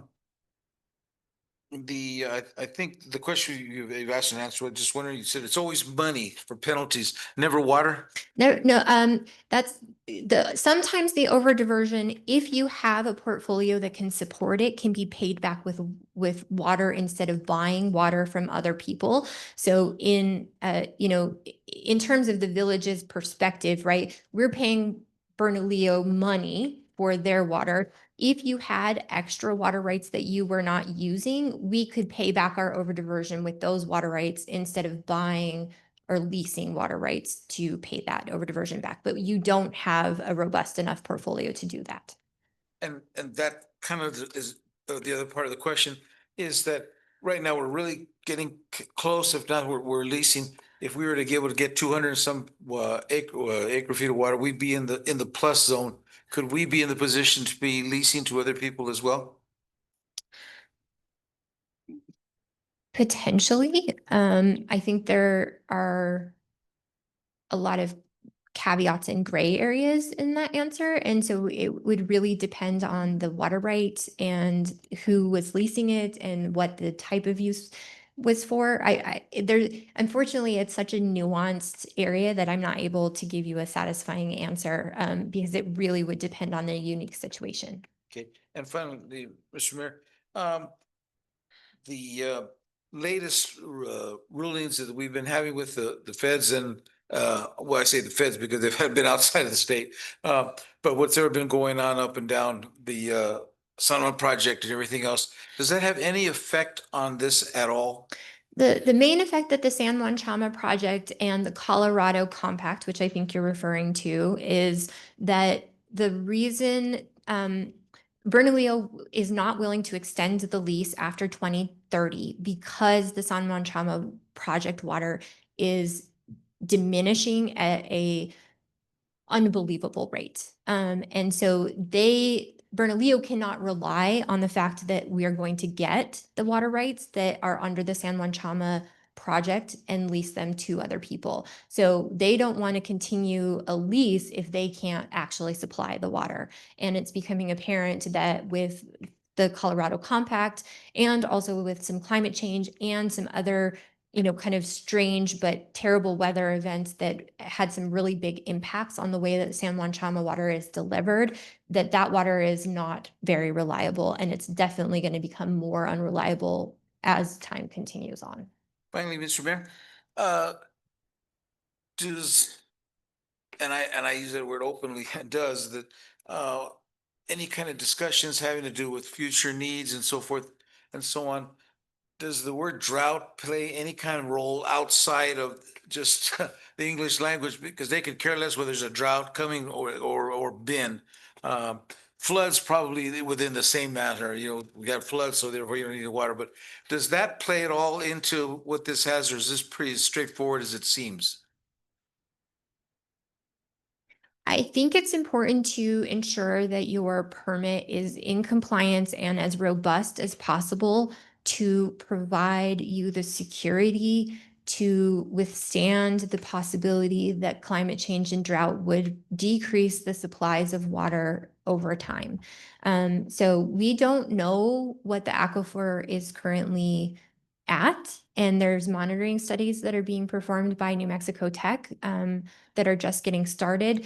But I think the other piece of this equation is that there will be an adjudication coming through the Middle Rio Grande at some point sooner rather than later, and ensuring that your permit is healthy and robust and in compliance will ensure that when that adjudication comes, you are allocated the volume that you're going to need going forward.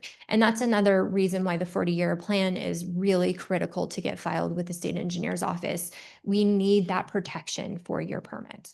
Thank you. Thank you, Mr. Thank you, Mayor. You referred to it just now. And John, I remember the opportunity I had to hear your discussion of your 100-year plan for the Water Utility Authority. But could you maybe talk about what actually goes into a 40-year plan? I'm going to turn that over to Carol, actually, Perfect. because Carol or John, I think they can answer that question a lot better. I'm really more the fine. permit and compliance person. That's great. Thank you very much. Mayor, Oh, yes, Stuart. thank you. So could you go back and explain to me the 4-year allocation that you have to demonstrate the need for? Does that mean you physically have to be able to show that you can pump out that water in 1 year? Yes. So when a permit is issued, you get a 4-year deadline to file the proof of beneficial use. And within that 4-year timeline, you get 4 chances to do a single calendar year where you do physically pump the full volume of your permit, and you show that with meter readings and file the report on that. Was that your question? Yeah, because, all right, so if we get this commingled permit, does that mean then we can pump from all of our wells to demonstrate that 1 year? Okay, do you want to answer that? One of the things that You have to talk in the microphone for Zoom. like, are your heads exploding in here? This is with a municipal Can you permit. talk in the mic, please? Okay. Yes. Do you want me to hold it or can you hear me now? Closer. Yes, Yeah, yes. there you go. You're Okay. good. With a municipal permit, we're not talking about doing this now, but in the future, you might consider filing an application for what's called it's called a comprehensive permit as opposed to a combine and commingle, where a municipality is allowed to project what they think they're going to need within a period. You could do it up to 40 years. Generally, I do not recommend that because who knows what's going to happen in 40 years, but you could say in the next 10 or 20 years. Then you get a permit limit and you can begin to transfer water rights into that permit. So each time you don't have to go through this process that she's describing, where you have to use the water rights within 4 years, you have to prove that you can pump them. what the comprehensive permit, they call it an umbrella permit, they call it a blanket permit, allows you to do is the state engineer says, you have the authority to pump this amount of water. You are not going to be impairing other users if you pump that water. And you need to transfer valid water rights into that permit to be able to use it. So you could, let's say, have a permit for, I'm just trying to think, in Bernalillo's case, I think it's 3,000 acre feet, and they're still they've got water rights to pump maybe 2,300 and they're pumping 1,800. That's just kind of so you can avoid this process that she's talking about in the future because you are a municipality and you have this 40-year planning authority. So there's been a lot of talk between what they call junior and senior rights. What the village has is senior rights, as you're saying, pre-1907. These pre-1907s are the best rights that you can have if you're not a Pueblo, which you are not. So yeah, the best that are available to you. And then there's these other hierarchies. I will say that I did not mention that I also do work for the Albuquerque Public Schools, and they have kind of I would call it almost a unique comprehensive permit. They do have 40-year planning authority, and we have a variety of rights within that comprehensive permit. So in that case, and when we've kind of discussed, first you have to get all this stuff cleaned up. Right. You have to get this application and combine and commingle. That's going to take, I mean, I would say I can't believe Brittany did everything she did within 2 months. I mean, any mere mortal would have taken a few years to do it. So you're way ahead of the game because she has just really been like laser focused on this issue and gotten all the information. And then Mike set up a meeting and the state engineer was extremely accommodating in terms of what they're going to require to kind of bring everything into compliance. So you're looking at a couple years to kind of bring everything together. But then kind of the next process is, well, what do we do next? And one of the things you might talk about is having a comprehensive permit that would allow different priority water rights to be brought in under that umbrella. So let me ask you this then, if we were thinking about that blanket, bringing water rights in, does that water right retain its designation when you bring it in? Yes, it would. Yeah. So if it were like pre-1907, it would be coming in as 1907. Yeah. So Yeah. there's no junior, senior issue. There's It just, does, yeah, like up in Colorado, which sounds crazy to me, but if you buy a, 1880s water right and you transfer it to a new well in 2025, that right is turned into a 2025 water right, which has, not much value anymore. Whereas an ancient water right would have a significant value. can you, But in New Mexico, that isn't. all right, maybe the next question is, can you? So distinguish- good question. Can you distinguish the cost between a junior and a senior water right? Obviously, the senior water right is more expensive or more valuable than a junior water right. It's much more, I guess the word we've been using is fungible. A pre-1907 water right can be used in a lot of different ways. Whereas a groundwater right is more restricted in how it can be used or if it can be used in a different place. So did that answer your question? Well, it sort of does. I mean, obviously, there's a hierarchy of value between these water rights. Is that correct? Mm-hmm. Okay. Yes. Yeah, I think so. Yeah, I think on the other hand, if this is what you really need, then it's worth a lot of money to you. Okay. One of the things that we've been experiencing is it used to be, I often tell people when you buy a parcel of water rights, a small parcel is not worth it's the opposite of a box of Cheerios, right? The bigger the box, the less the ounce of Cheerios costs. And with water rights, until recently, the smaller the parcel, the less it was worth because it was a pain in the butt to get them transferred, So you just basically wanted to go and get 20 acre feet instead of 21 acre foot parcels. Let me go back to that That's question. switched around now. So let me go back to the question that I had initially proposed to Brittany. If we have to demonstrate, we pull all this water, what are we doing to our residents if we're trying to demonstrate that we have to fulfill this water right demonstration? Okay, I'm not sure I understand your question. The impact on local resident wells as compared to the village wells, and we have to demonstrate that we can meet this quantity of water to be pumped physically. I mean, what are we doing to our local residents, basically? Oh, sure, yeah. So one of the critical points that a state engineer's office does when they review and approve a transfer is a hydrologic analysis on impairment. So they will not allow you to transfer a water right that would impair someone else that already has a water right. So, you know, if we decided to transfer 20 acre feet into the combine and commingle permit, they would do analysis where they would show the full volume pumped from each of our wells, because we could technically do that, right? We could say, oh, we're going to only use the municipal well. We're only going to use the library, and we're going to pump our full permit volume for just the library well.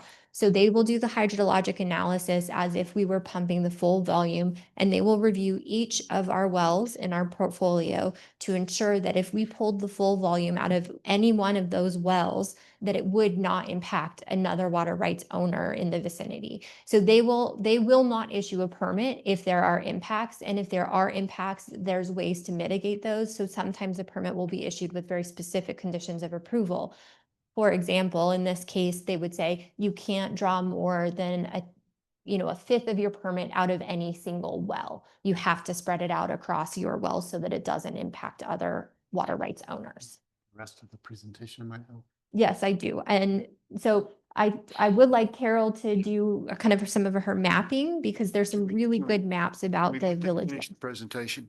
Can I ask something just related to that last Okay, one? one question. Very quick. Okay, so you stated earlier that we don't currently know the state of the aquifer.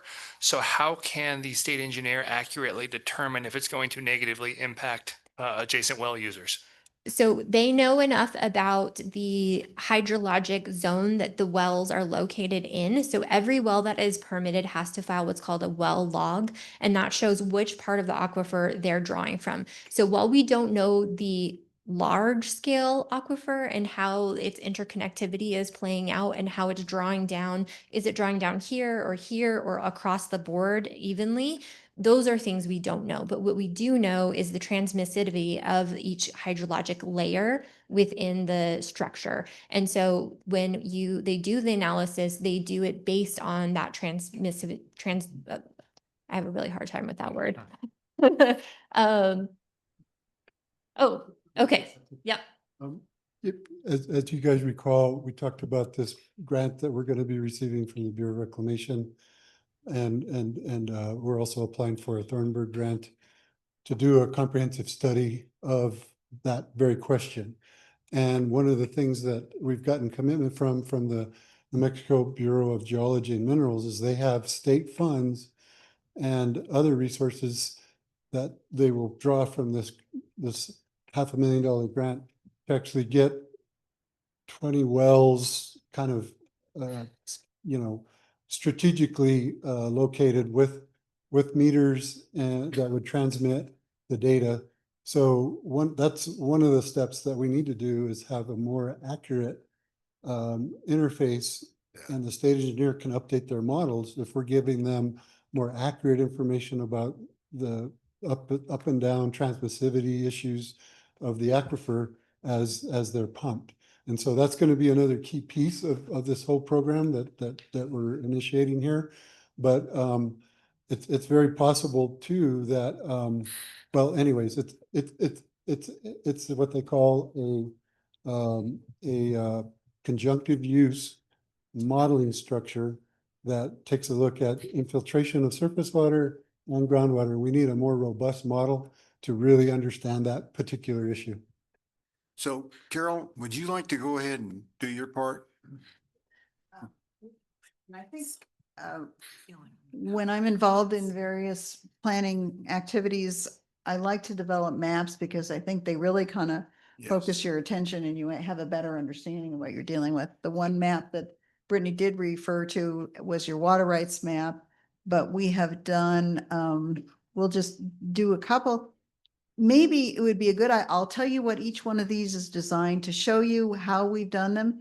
And I'm sure Melanie can make them available to you. And I would be glad to obtain comments from you, like how come you haven't included this or you should include that. And these are all maps that I think will be useful to the village under any circumstances, but will probably all be needed for some sort of future planning effort. So the first thing we always look at, which is relatively simple, but an area overview, where is Corrales in relationship to everybody else? And as you see, you're really kind of I mean, I know you know this, but it's a nice visual. You're surrounded by all sorts of different entities, all of whom have water rights, have permits, have portfolios of water rights. And I think it's just good to understand that process. You're pretty close to Albuquerque. We don't know what's going on in Sandia. You've got Bernalillo. It's just a lot of different entities that you'll be dealing with in the future. So that's the first one. Then we kind of hone in on the village itself. This map for me is good because it kind of gives you a couple of, it's got the zoning. Everything that isn't marked as a zone is, I think it's rural residential, right? So, but anything that isn't zoned rural residential is outlined here in zoning. I did put those conservation easements on because I think at some point that might be, relevant to the planning effort. So I thought it was good to have those on the map. We also identified your Bosque access points because I think for fire suppression and locating future, what they call PODs or points of diversion, that might be relevant. This is kind of this looked good to me, but I would be glad to get your input. We put the siphon up there because I understand that's possibly coming back. Is that correct? Oh, yeah. So the siphon, we put the MRGCD diversion works throughout there and the different kinds of zoning. So I would be glad to, in particular on this map, if there's something you'd like to see added that would help you understand or something that you think is irrelevant, but we kind of included all of those things. And then we can go on to the next. We took the map of Corrales and we had a database of all the domestic wells in the state, and we took all the domestic wells that are in Corrales. So that gives you an idea of how many people have wells within this community. I would say, if anything, this is an understatement because these are, as someone pointed out to me, these are all the legal wells. Right. And there are probably some other wells that have not been, not been documented. The next figure is the septic tanks that are within your community, or at least, and again, this is from a database that starts out in 2006. There were some other, I would call random locations, but they didn't have any information about them. Those are also included on this. And then the last figure that we've got right here are the septic tanks and the domestic wells superimposed on each other. So we felt it was important for you to understand what your current water situation is, which is a lot of domestic wells, a lot of septic tanks, and then the one map that we showed you with all of your water rights. So these are all preliminary maps, but I think they'll be very useful in terms of going forward and trying to figure out once we get you, as I say, straight with the law, then the next question is, okay, so where do we go from here? So I know this is a long presentation. Yeah. Councilor Murray. So my next question is, while you're putting together this plan and get our wells all straightened out, can other entities outside the village challenge this permit? I mean, I think the application to combine and commingle, in my opinion, will be very non-controversial. It is basically documenting what's going on already. So I think that's my interpretation, is that it could, I mean, potentially it could be protested, just like, we've talked to Bernalillo about doing this payback lease, and someone could theoretically protest that, but I've done a lot of these leases, and I've never had one of them ever protested. I mean, it just makes total sense to be doing this. So in theory, someone could do it, but I don't anticipate that. But if we were to purchase water rights, then we could have outside entities challenge that, right? Mhm. Yes, yeah, I Have mean, you looked at that's the the- state engineer's law, All right, yeah. so a long time ago, back Mhm. probably about 2004, or when you were talking Mm-hmm. about the initial plan, we were talking about the flow of water that used to come off the mesa, flow towards the river. Mm-hmm. Then when Intel went in, the flow reversed. Mhm. Is there any thought about looking at that impact of large users outside the village or in maybe impacting our? You know, I think in this kind of, future planning process, you should be looking at everything. That's what I think.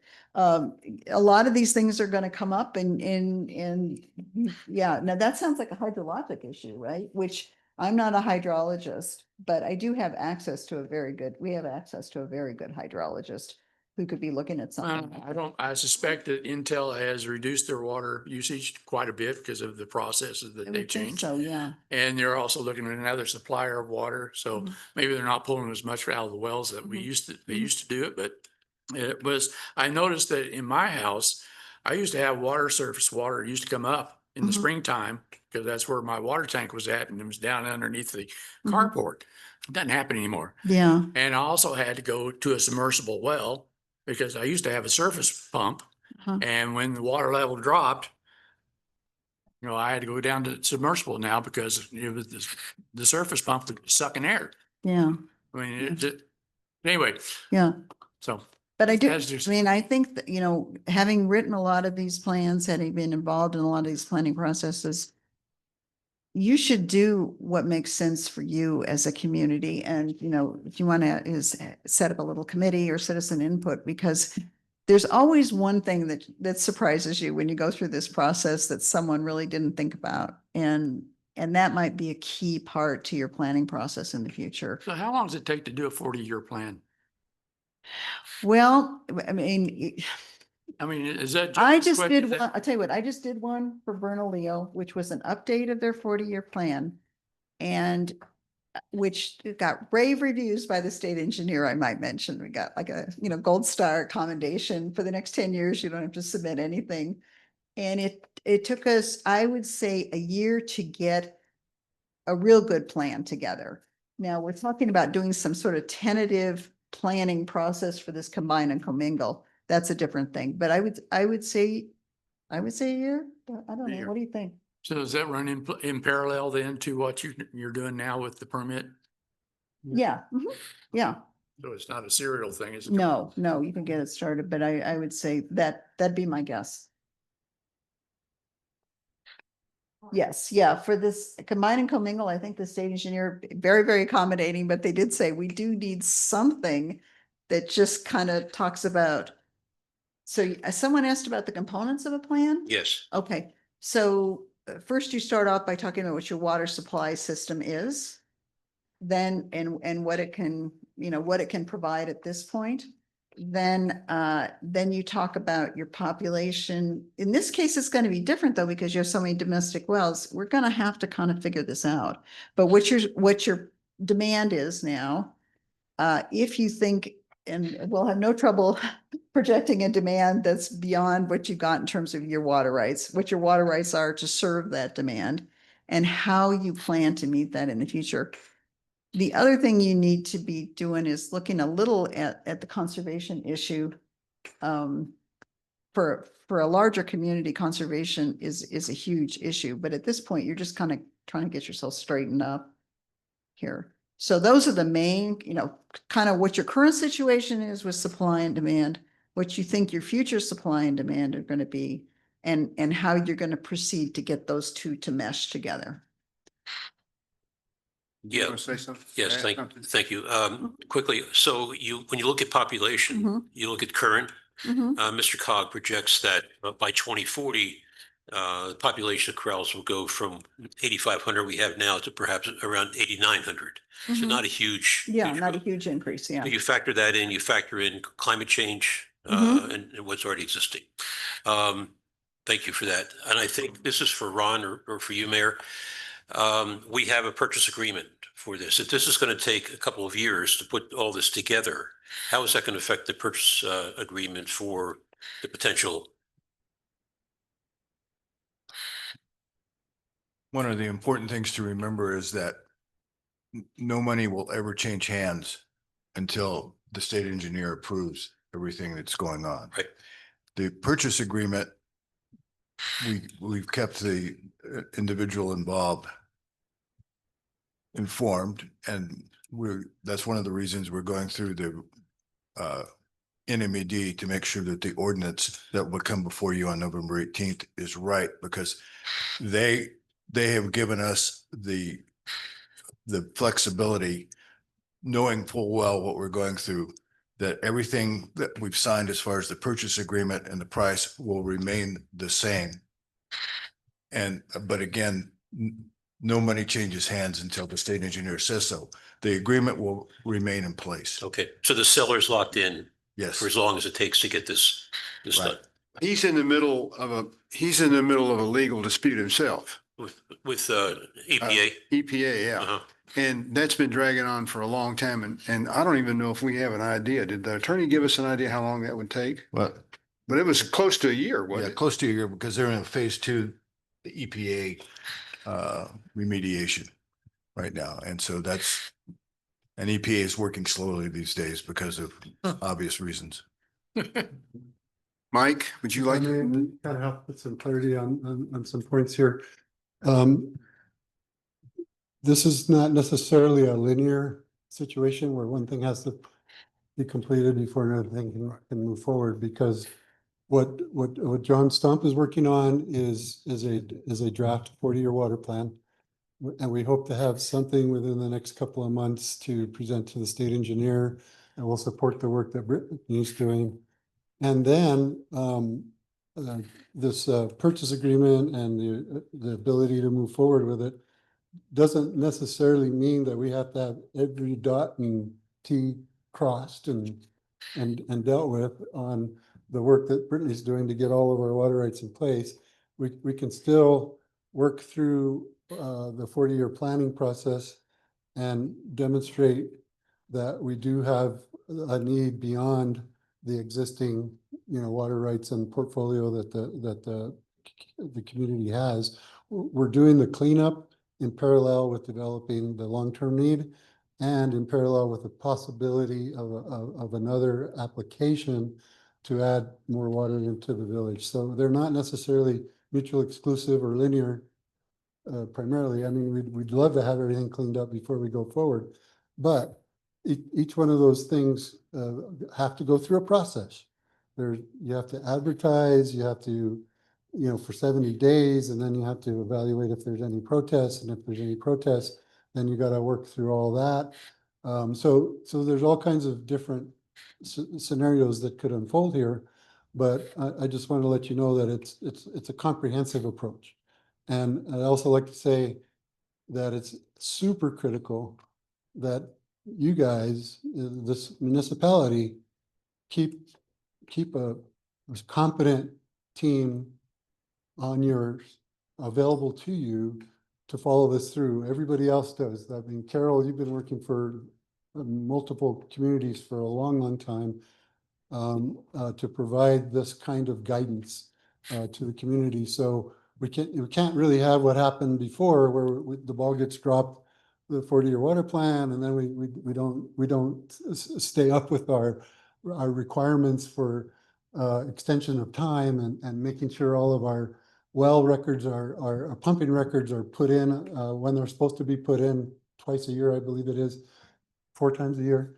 So that has to be part and parcel of standard procedure for the village going into the future forever. And I would highly recommend that you keep a very competent water management team together.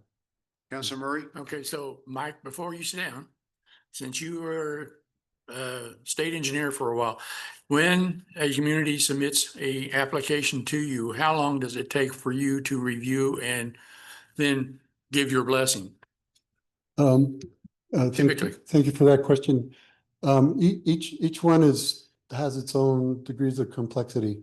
Domestic wells, they're quick. You get those in a matter of weeks. In our situation, with the village's water rights, it actually going to take some time. And then when you submit an application, like I said, there's a 70-day advertisement period.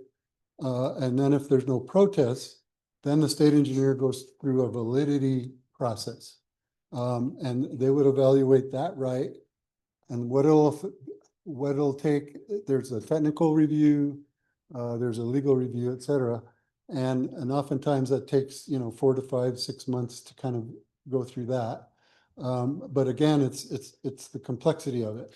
If it's a fairly straightforward transfer of, pre-1907 from one farm here to another farm there, and there's no protest, oftentimes those will go through pretty quickly. But with this one, even without protest, it'll take a little while for them to evaluate. But I can't give you a definite time. It's just going to be up to, they have a tremendous workload too. So they got to fit that into their whole workload budget as well. One other question, if I may. Sure. You talk about having the core team together and keeping it together, but what happens if, say, Brittany gets an opportunity in New York State and decides, I'm going to New York? What happens then? Do you bring in, does she have somebody she can recommend to bring in to fill in her spot? We have. Brittany, are you going to New York? They don't have. No, It's. I understand, but things happen. So I just wonder, what do you have as a back plan if somebody happens to drop out of the court? Well, things change all the time, right? And you guys deal with that, but there's a lot of very good, competent people in the water, rights administration world that you can turn to. But I think we've assembled some great people here that I've worked with over the years. They have an excellent reputation at the state engineer's office, and I think we'll get a lot done. And the more that we do on our side of the equation, the faster and better it is for the state engineer. All they have to do is check the work, not develop the work. So that's the benefit of having a great team on. It accelerates the review and approval process. So now the other $64 question is cost. Is that, Mayor, are we going to see for budget item next year? We're going to probably have to do something. Yes, next year. I don't know for sure because right now we've got it covered. But we may have to insert a budget item. It depends. How's that for a legal response? It depends. Okay, Councilor Knight. Yeah, thanks, Mayor. Thinking back to somebody dropped the ball in 2003. How does Corrales compare to other municipalities as far as getting all this stuff organized and done? So in my experience working with other municipalities, there is a wide range of very, very competent municipalities that have water rights staff on their payroll all the time, and their water rights are in good shape and they've kept them in good shape. I think Albuquerque and Santa Fe are good examples of that, but they're large municipalities. The smaller municipalities definitely struggle with this kind of across the board. It's really not until they hire Carol or me to come in and get things cleaned up that they then realize what they haven't done and what they need to do. So this is not unexpected. This is not, out of the blue. I don't think that what I want to say is the feeling I got with meeting with the state engineer about the compliance issues with the village's permit is that they were grateful that we were doing something and that there was somebody looking at them and that it wasn't going to continue. So I don't think there's much harm in not having done it other than, some penalties and having to do some heavy duty research to figure out what happened and when it happened and why it happened and why the other parts didn't happen. But I think that once we get you kind of into this new way of being, and then partially to answer your question, one of my roles is to document your water rights in a very precise way. And so every time we do any change to any of these processes, you will get an updated, what I call audit of your water rights that shows where you are now, what your portfolio looks like, what happened, what we fixed. So right now, my audit shows a whole bunch of recommendations of things that need to happen. Once those have happened, I will provide an updated version that has removed all of the things that have done, and if there's any new things that came up that need to be fixed or managed. Did that answer your question? Okay.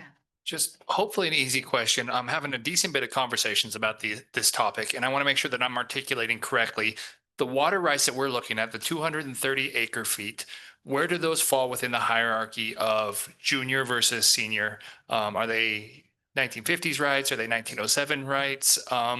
Just so we are properly articulating what we are looking at purchasing. They're pre-basin groundwater rights, so they're pre-1956. Okay. And so they're really, they're good fungible water rights. I know lots of farmers in the Middle Valley that use pre-56 groundwater rights to supplement their surface water rights.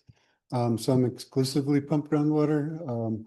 And there is some questions, and we're kind of maybe tiptoeing into maybe executive session type discussion here, but I won't speak too much to the legalities and how this is all this strategy needs to be pulled together for the villages, but we can make a good case that this is a bridging water right for us, for the village to establish itself. And then as over time, if we need higher priority rights like pre-1907s, this buys time for us to acquire those over time. If there ever is a priority call after adjudication, which takes a number of years to sort out, the pre-56 doesn't have the same status as pre-1907. So there is a possibility that a priority call could be an issue for the village. But if we're doing this plan and we're working well together, and we've got this comprehensive permit with these different types of water rights like the APS has, I think the village will be on excellent footing even under that priority call situation, if it ever comes. Thank you. Councilor Wellman. Just very quickly, if the opportunity, once this is settled, we obtain these water rights in the future, 5-10 years from now, if another opportunity comes along, is it relatively routine once that happens that we want to purchase those rights, or do we have to go through? Obviously, we'll have the 40-year plan. We'll have already established through the state engineer's office the criteria, the baseline. How difficult would it be to acquire additional water rights beyond that? Councilman Woodman, you could talk to your neighbors in Rio Rancho. They're constantly in the market for pre-1907 water rights because their pumping permit requires it, and they have protests. Our neighbors across the river, they protest their water rights transfers, and there's a process going on there that's going to probably the state Supreme Court. So it's not easy to get pre-1907s, within your portfolio, and any right can be protested, but it has to have a valid reason for protest, and the state engineer will evaluate that in the administrative hearing. And if their protests are not worthy of concern, then they will be essentially disallowed, and the right will be able to go forward. But that's what happens in the municipal water right world. Yeah, but separate and apart from any protests, it would, I assume, would be easier the next time around, having established what we was. Oh, working with a state engineer, yes, that's true. Yeah. Yeah. Okay. Yeah, having that 40-year plan in place is very critical. Yeah. Hopefully, a real quick question, just for my own. Once Corrales gets the water rights, we purchase them and go through everything else. Would they be called like newly reclaimed water rights that you talked about? The power that they hold, that they're not, they're going to be the city or the municipality is kind of like pre-1907 rights or 1956 as the time went along.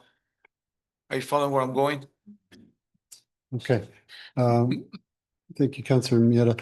The right that you retain after you've gone through the process and it's certified by the state engineer, it retains its character forever in your portfolio.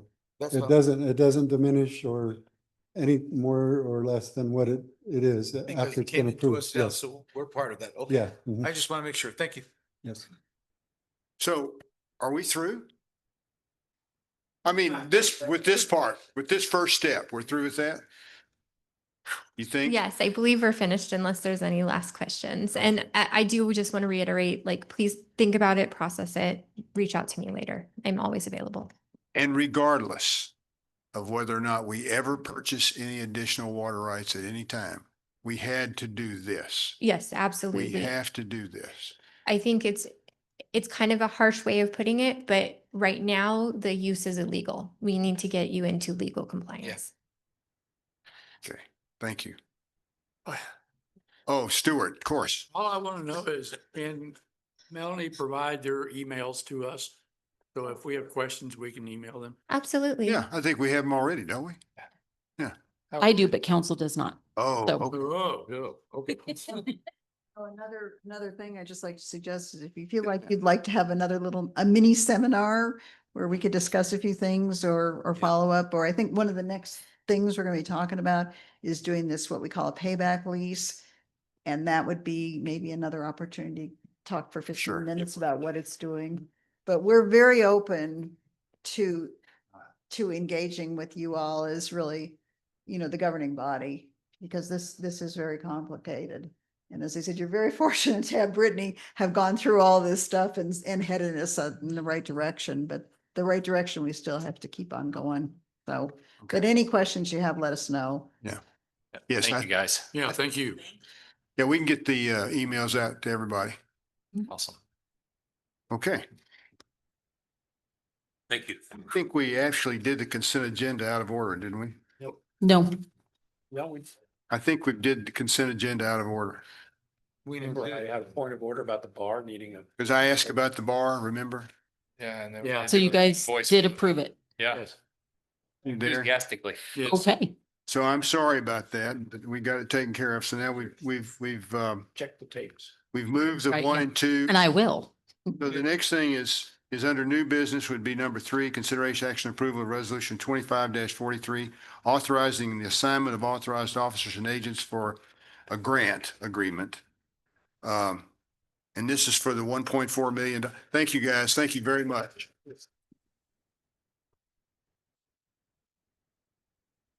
And this is for a $1.4 million plan, design, construct, and equip water lines and water distribution system. I believe is this for the Angel Hill and pipeline? This is the $1.4 million capital outlay funding from the governor.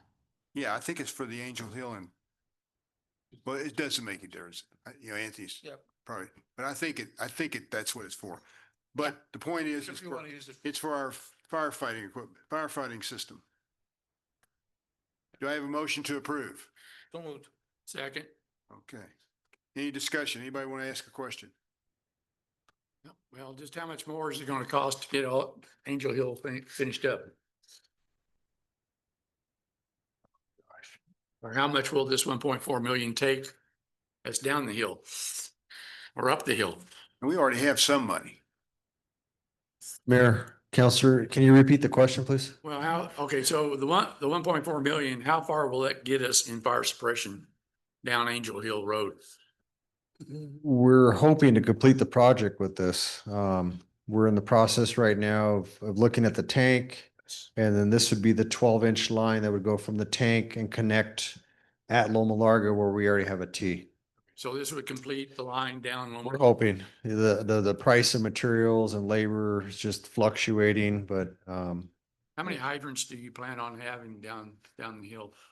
we're gonna stick with our standard one within every 1,000 feet or between 500 to 1,000 feet. And once completed, then the residents can apply for cheaper insurance, fire insurance, is that?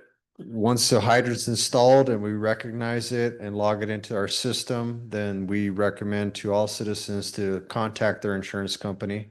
Some insurance companies vary as far as their recognition. They have to wait, you know, a couple of months or the next evaluation process, but absolutely. As a matter of fact, we just installed a new hydrant on Ella and Andrews. This morning, we flushed it out. So any citizens that are within that area, contact your insurance company if you're within 1,000 feet. Thank you, Mayor. Yep. Okay. Thank you. Thank you, Anthony. So how do you vote, Stuart? Yes. Counselor Burkett? Aye. Counselor Alsobrook? Aye. Counselor Knight? Aye. Counselor Woolman? Aye. Counselor Meir? Yes, sir. Okay, everybody. That's very good. Thank you. Get that taken care of. All right, future agenda items, clean and lean resolution 1028. Oh, I have an announcement to make. Reception at the old church, 3 to 5 tomorrow to celebrate MRGCD and they're settling this siphon issue. It'll be outside, more in the annex area is my understanding, unless of course it rains. I'm not sure what they'll do if that happens. But 3 to 5 old church. Be the Farmers Coalition, and whoever else wants to attend. Clean and lean resolution on 1028, discussion and recommendation from planning and zoning, light coverage and parking issues on 1028. Presentation of funds raised by the pet mayor election to animal services at the same time. Small business Saturday proclamation 1028. And then we'll revisit number 1 and number 2 under new business previously on November 18th. Anybody have anything else they want to bring up? What about who is working on the noise ordinance?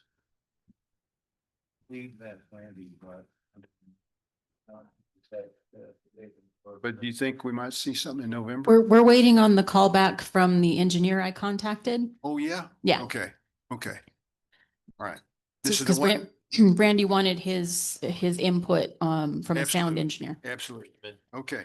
It appears we've finished with the business section of the council meeting. Therefore, it is adjourned. Off the way, sir.